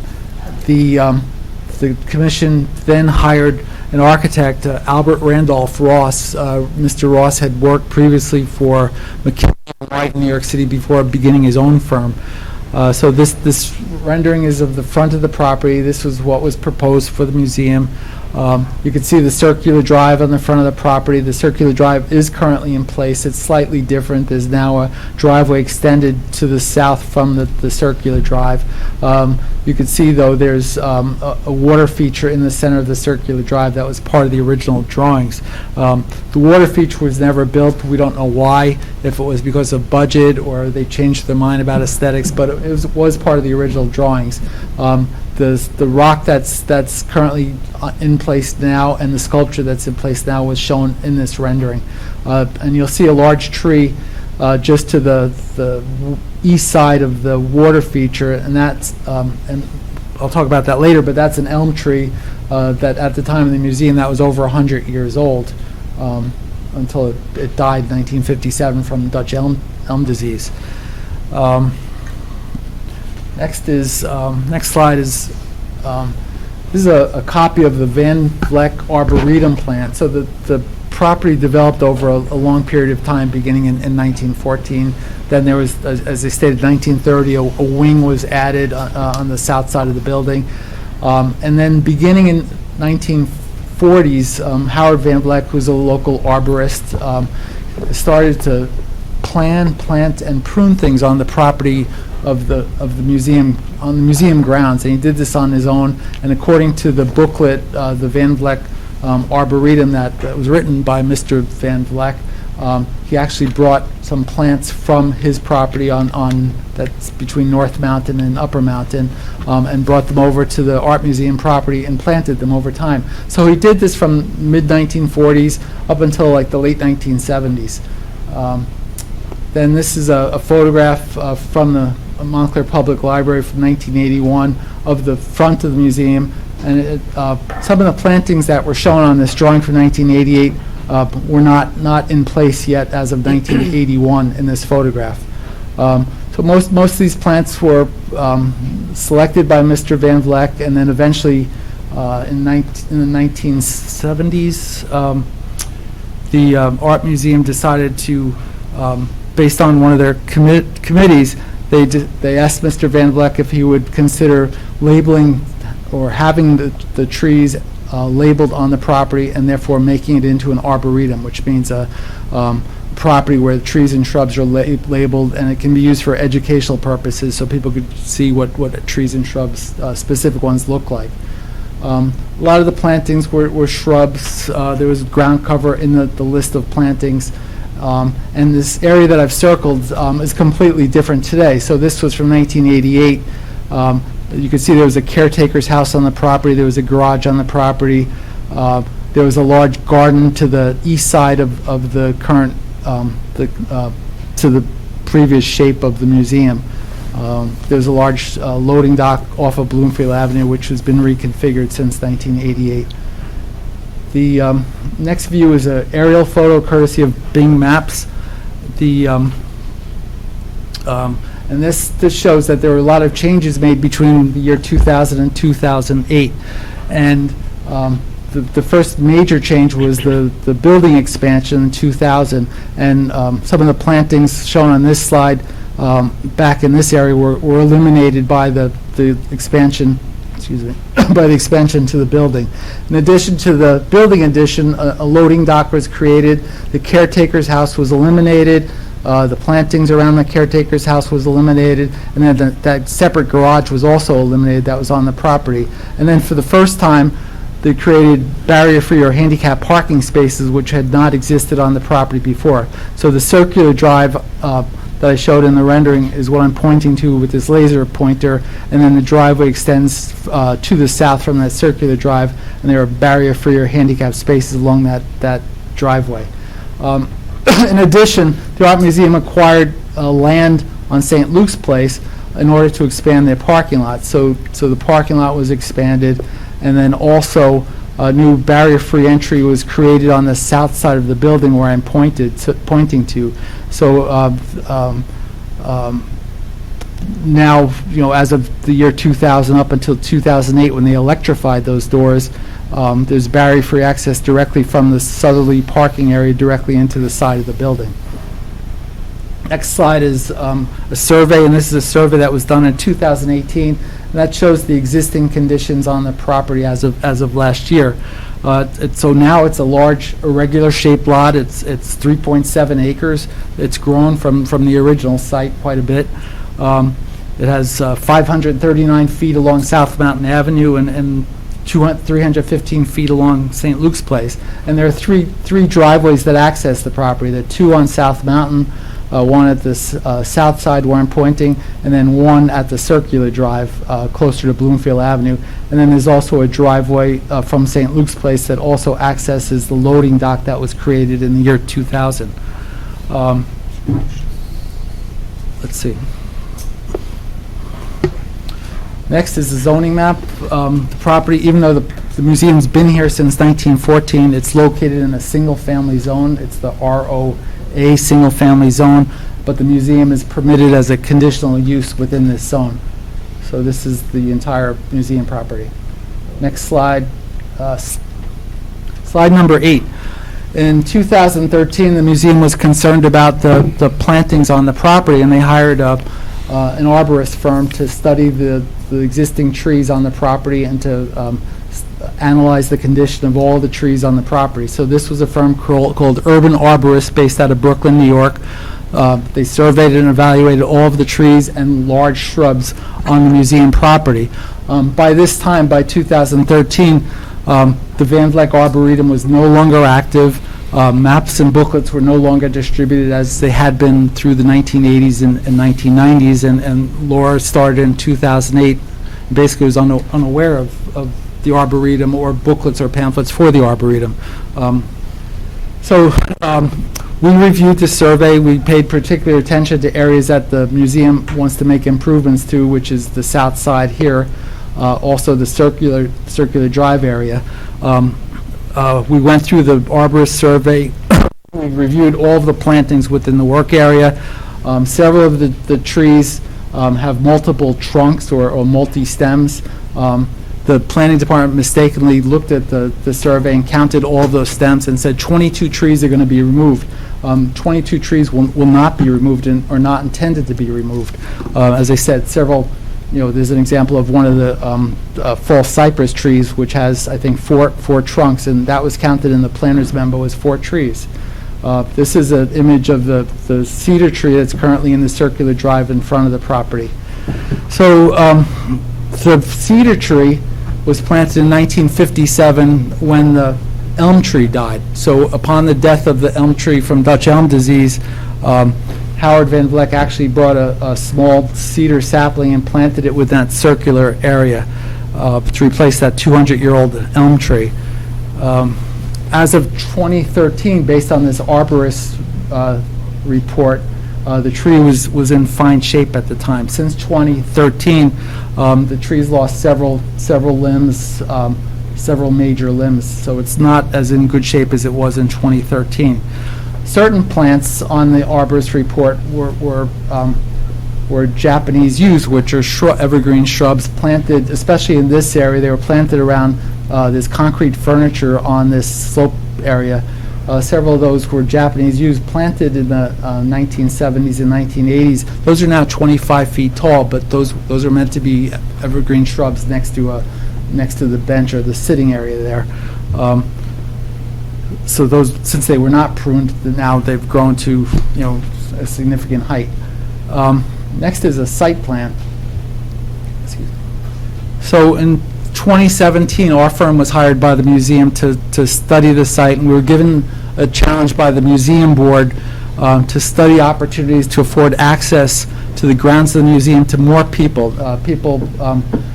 who wouldn't have to walk up a hillside to look at or experience artwork, to people of different physical abilities to be able to walk around the site, who couldn't get up and down the site with a wheelchair. So the proposal was to create a level area on the south side of the building that would be level with the existing Harris entrance, which is this entry on the south side of the building. So it would create this trapezoidal level area. We then went through that 2013 arborist report and reviewed the 18 or 19 plantings that were within this area and looked at each one of them. Several of the trees were removed since 2013, and then several of the trees were recommended to be removed in that report, but were never removed. For example, there's a Callery pear tree that in 2013 it said it's dangerous, should be removed. The tree's still there, should be removed. There was, for example, there's an eastern hemlock tree in this area that's was subject to the woolly adelgid bug. It's in poor shape, and that would also be recommended to be removed. There's a threadleaf cypress tree next to the hemlock tree. The tree is significant. It has a 16.5-inch caliper. In 2013, the arborist said it had a life expectancy of 10 years. Since then, the tree's split in half and it's grown into the adjacent hemlock tree with the damage from the woody adelgid bug. There was an unidentified holly tree in 2013 that lost a leader.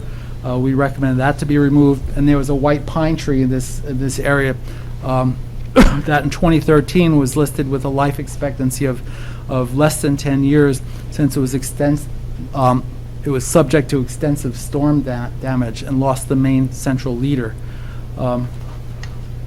So in a total, we'd recommend, based on the arborist report and the existing conditions, a total of 8 trees to be removed, plus the 3 Japanese yews, the overgrown shrubs.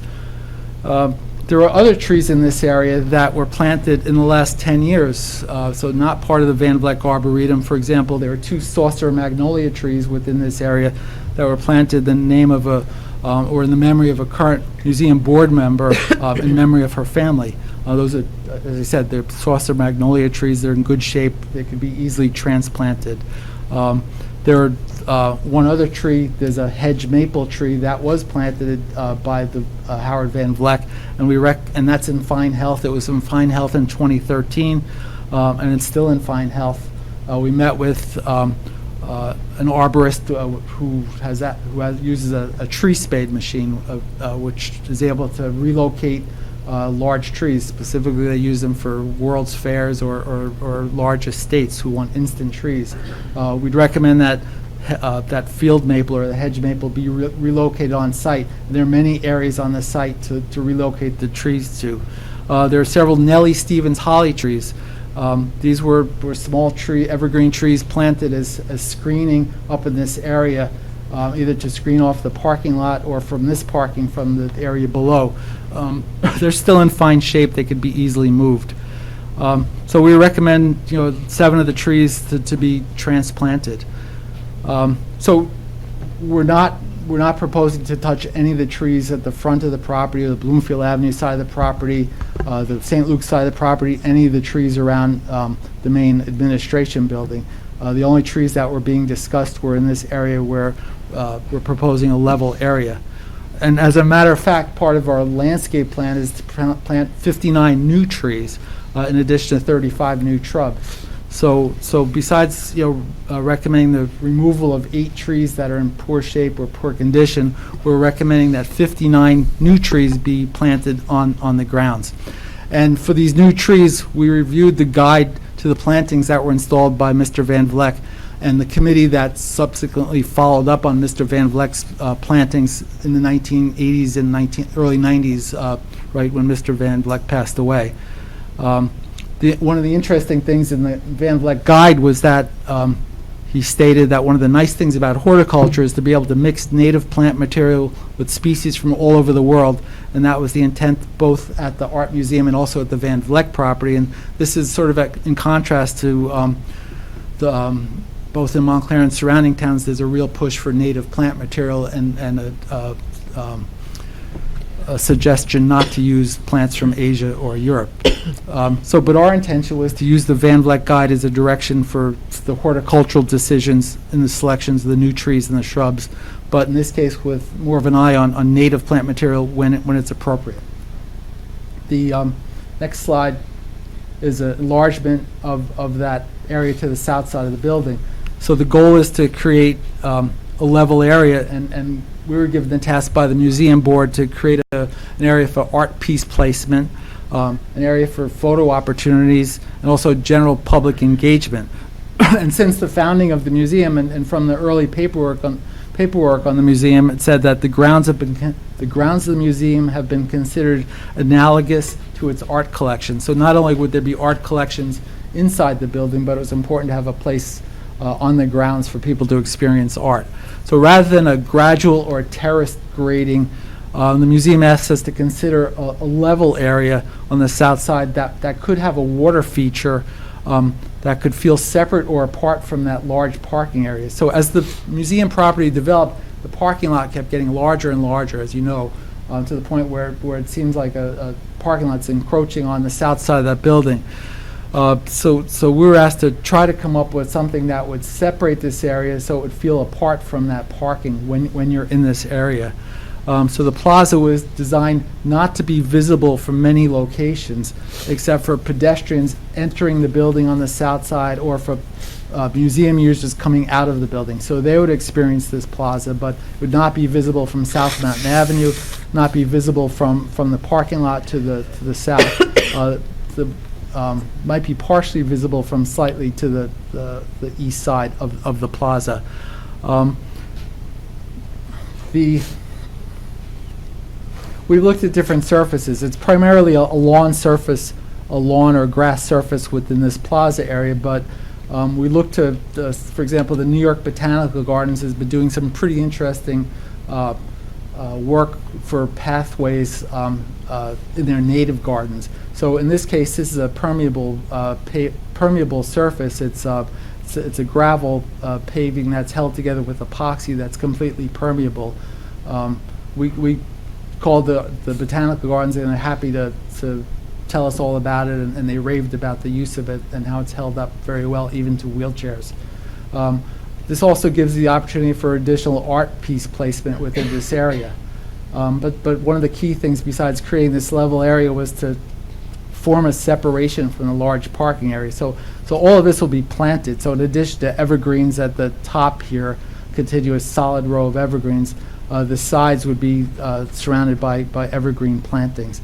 The plantings along the side of the museum would not be disturbed at all, the existing plantings. So the goal is to create this green plaza area on the south side of the building. I'm pointing to the Harris south side entry, and that's the entry that's been made barrier-free accessible when they electrified those doors in 2008. So this entry, and according to Laura, this entry is almost more of a predominant entry than the entry facing South Mountain Avenue, in that people park their cars in the parking lot and it's easy for them to walk into this entry as compared to having to park and walk up to the circular entry into the westerly entry. And part of the design is to create a water feature on this westerly retaining wall. So by creating this level area, keeping it even with the level of the walkway where it is now and those doors on the side, when it gets to this westerly side here, that's a 10-foot high retaining wall. And the museum specifically asked us to look at a water feature that would be 48 feet wide and 10 feet tall. And the height would work with the existing grades on the property. So the water wall would have several features as requested by the museum. Number one, it creates an acoustical buffer when it's on. So it would be sound blocking. It's actually pretty noisy standing at the top of this, hearing the cars from Bloomfield Avenue and the cars backed up on South Mountain Avenue at the traffic light. So the museum requested to have some type of an acoustical or sound buffer, which would be created with this water wall. Number two is it would create visual interest by having this water wall. There's also the psychologically pleasing effect from the sound of water. And then lastly, the museum is contemplating projecting artwork on this wall when the water is turned off. All of these wall materials, and I'll explain this a bit more, would be granite. So in the last year, several board members of the museum and I interviewed several water consultants who've designed a lot of water features around the United States and also into Canada. We met with one in particular from Jacksonville, Florida, who took us to several sites that he designed in New York City, including the World Trade Center site.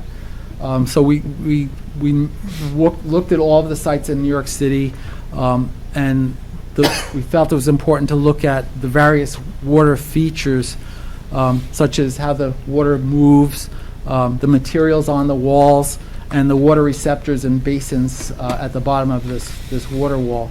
So we studied that. We're convinced it has to be granite. The texture of the granite affects how the water moves. If there's no texture on the granite, the water would just be a flat sheet of and almost be invisible. We're also showing at the top of the wall for protection, on the top of all of the walls, a 3-foot 8-inch high stainless steel fence with cable railing just to the rear of the wall and tucked into the evergreen plantings on the top of the wall. So the purpose of selecting this stainless steel cable railing was to select something that was the least visible wall or fence possible, a fence that's fairly invisible and would be tucked into the evergreen trees while still being protective. So we're proposing a continuous row of evergreen hollies at the top of the wall. The original drawings indicated dense arborvitae, but when we met with the Development Review Committee, we discussed the use of, and the goal in the township and also for the museum to start using native planting. The arborvitae are not native, but the American hollies are, and would form a dense screen and also serve as a deterrent from children trying to squeeze through the hollies, since they would get scratched with the leaves. So the hollies will serve as a backdrop to the water wall. There'll also be a visual buffer between the driveway directly to the west side of this wall and the 5 barrier-free parking spaces that are to remain right behind this wall. As I said, all of the wall surfaces are proposed to be granite faced, and a surface color that's to be complementary to the wall colors of the museum. All of the exterior steps on the site are to be solid granite. And this entire plaza is to be surrounded by continuous planting of evergreens. The next slide. I showed the rendering from 1913 of the front of the museum with the circular driveway. So the circular driveway still exists. So part of the challenge we were given in 2017 also involved the front of the museum. And the question that was asked among the board members was, does the current circular drive still bring the opening night elegance that was anticipated in 1910? So as you saw in that rendering, that was a drop-off. There was a chauffeur-driven 1910, 1911 vehicle dropping someone ready to drop off their passenger in the front of the museum. Does this still project that same type of elegance? There's an Atlas cedar tree here that was planted in 1957. It's lost many limbs. It's seen better days. Is that still the right choice for the center of that circle? And then an important question is asphalt paving the correct surface material? I Googled everything about asphalt paving. It was invented in 1860, 1870. We don't know what was originally designed there, if it was cinders or cobblestones. But we don't think that asphalt's appropriate for this front circular area to serve as a first good impression to the museum. And then the last thing we were challenged with, there's no barrier-free access from South Mountain Avenue to this front side of the museum. We were asked to look at how can someone in a wheelchair get from this public sidewalk if they come by bus, for example, on Bloomfield Avenue onto a wheelchair. This is too steep for a wheelchair. So we're asked to look at barrier-free access from this sidewalk to the front of the museum. Hey, Paul, just a warning. Yeah. We're at 11:17. Okay. If you could wrap up, so we have about 10 minutes for comments. Thank you. The next to last slide. So we call for replacing all of the asphalt in there with pavers that are reminiscent of granite block or cobblestones. We thought that's an important first step. We're suggesting that the cedar tree that's within that circle be removed, and that on these plans we're showing the cedar tree being removed, and that the sculpture within the circle to be relocated elsewhere on the property, and Laura could discuss that. We're also showing a pedestrian sidewalk on this south side of the circular drive. I mentioned this is too steep for barrier-free access to this west side of the building, but by placing a sidewalk here, we're able to have that comply with the barrier-free codes for slope without having to put a handrail.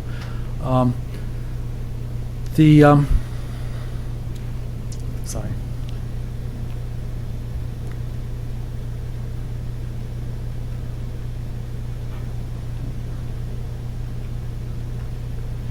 And then within that circular area, we're looking to recreate the circular water feature that was shown in the original renderings from 1913.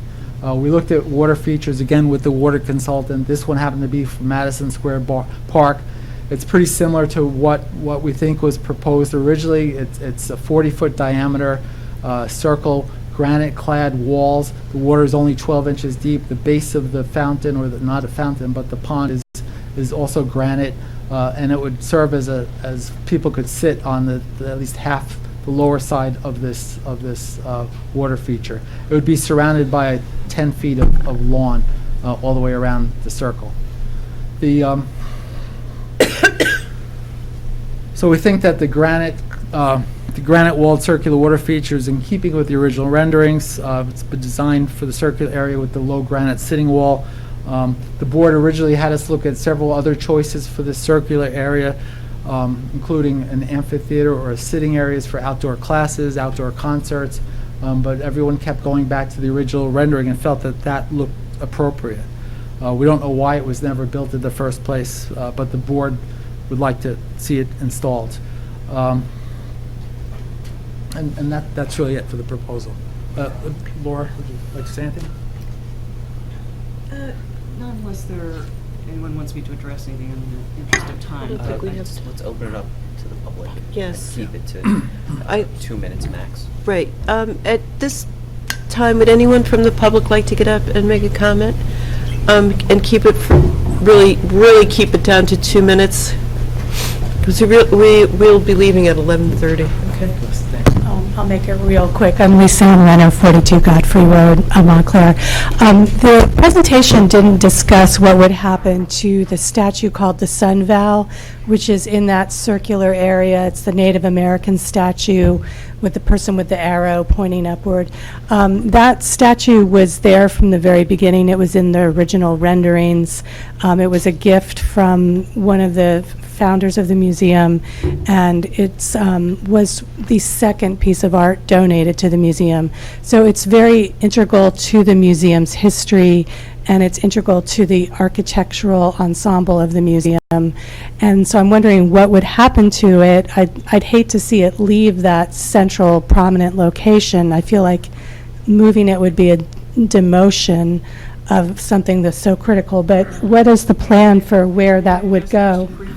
So we actually are putting together a committee this summer to work specifically on the placement, the replacement of the sculptures, and there are several sculptures on the grounds that will be moved, have to be moved when the work is done.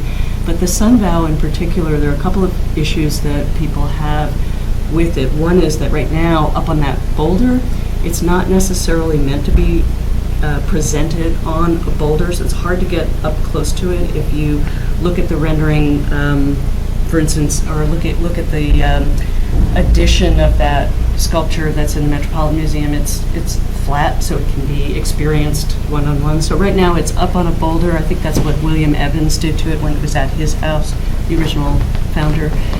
So we're considering taking it off that boulder and placing it in a beautiful section of the grounds that would have its own area, sort of meditative garden section. One of the things that the board and I talk about all the time is how the museum is evolving along with its community and the times, and just the way the founders 105 years ago wanted an object that represented what the museum was in those days.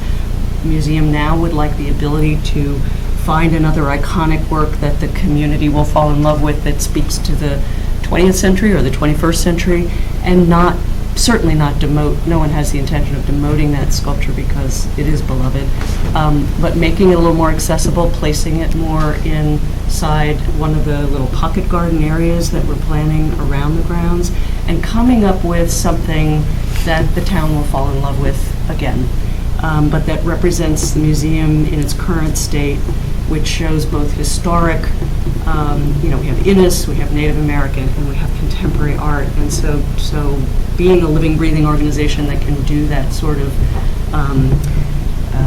have that kind of flexibility to create something for the current age, I think is part of the intention. But we are going to spend the summer with a group of people to actually consider what each of those placements will be. And I saw a rendering that had a particular piece of art in it. That was just a placeholder. Just a placeholder, yep. That happens to be Louise Bourgeois resin sculpture that's up at Storm King right now, and way out of our price range, but also just something to show what the potential is to enliven that space.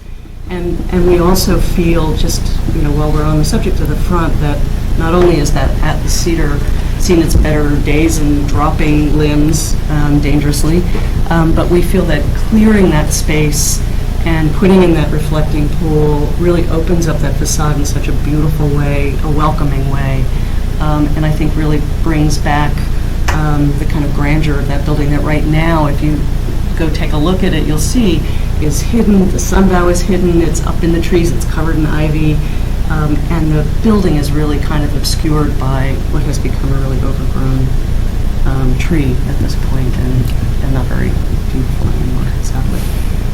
So that's part of the intention, is to kind of open it up and make it more welcoming and usable. You're saying you have like a committee that would decide where the sundial would be repositioned? Where the sundial and other sculptures on the grounds, there are several other sculptures on the grounds that will have to be moved when we do the work, and we want to be thoughtful again about what goes there. Also, we plan to use the grounds as a sculpture garden, which means that they will change. Things will change on the grounds, and we don't believe that museums should be cast in amber. They should be lively places that, there might be, if you remember, we had a stainless steel tree out there for a year. We want to be able to exhibit different works of art along with our permanent collection.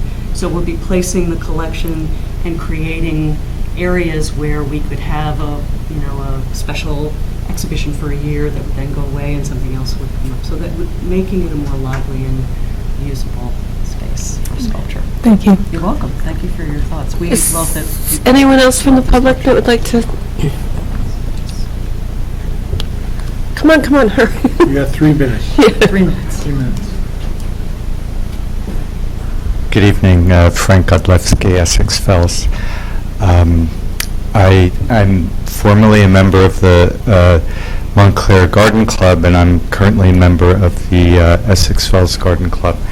And I had the pleasure of knowing Mr. Van Vleck when I went to Montclair Academy, and he was like a mentor for so many of us in town, in the community.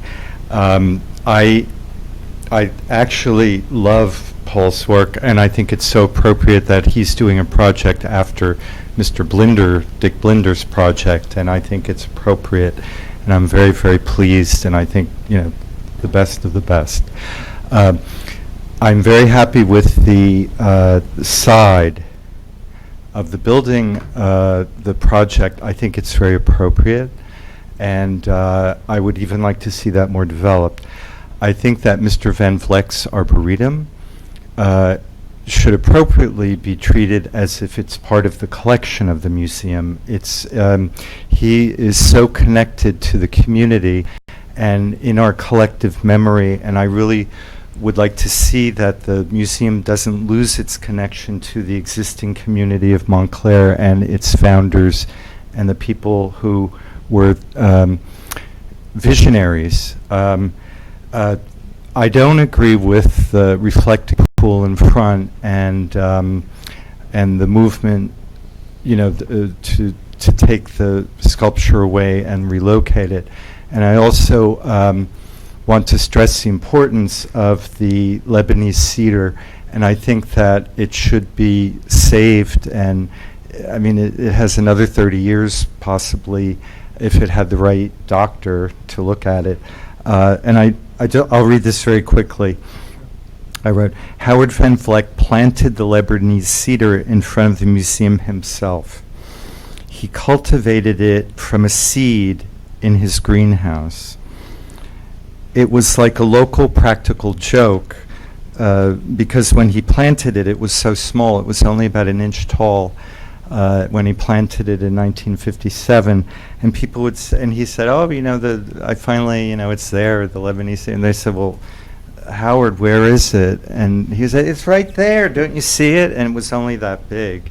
And it was such a big deal that, he was saying that he was going to plant this magnificent Lebanese cedar in front of the museum. And nobody could see it because it was so tiny. Now, Howard Van Vleck is also the genius behind the design of the MKA Upper School campus on Lloyd Road. He was a trustee and son of the famous architect Van Vleck, who designed the Van Vleck House as well as the interiors of the Gates Mansion with Louis Comfort Tiffany. Howard Van Vleck said that we didn't need another fake colonial village when we were rebuilding Montclair Academy. Instead, he came up with this vision for the irregular stone buildings that are intended to represent the cliffs of the First Mountain Range, built overlooking the skyline of New York and the natural meandering hills and paths. And he also got that concept from, Olmsted, who fell in love with George Inness's work. George Inness, who was the founder of the Montclair artist community, and his paintings are in the museum. And, Frederick Law Olmsted loved Inness, and his idea for Central Park in New York City was just to take a big Inness painting and place it in the center of the developing city to preserve, what was the natural thing. So I think that this is all very important to our community and our collective memory and our heritage in Montclair, and that's why I feel that that tree is a symbol. It should be saved, and perhaps that could be done down the road, maybe 30 years from now, to do something else. Anyway, thank you. Thanks, Frank. One more? Okay, all right. Yes or no? Just 2 minutes. I'm going to go really, yes, I know, it's really late. I really admire all of you for working so late. My name is Deb Ellis. I also live on Godfrey Road. I came here tonight because I was really concerned about the reports of the tree loss. I was a member of the Montclair Environmental Commission for several years and actually worked on the community forestry plan. So I'm glad to hear that there's going to be an addition of trees. I'm very dubious about the reality of moving mature trees and whether that would really work. So I would caution the commission to be really careful and look at that. And I think that the trees, the maintenance of the trees are important historically, important for cooling, important for the beauty of our town. Trees are perhaps nature's best artwork. I agree with you that museums and all institutions have to evolve, and I agree about, I really am also the co-leader of the Native Plant Society for Essex County, although I do not speak for them, I'm speaking in my personal capacity, but I really think it's right to use native trees. I actually think that science has evolved a lot in the last 100 years, and since the plan was made, we should not be planting. A Calvary pear tree does not support the environment, and that is why they're sick.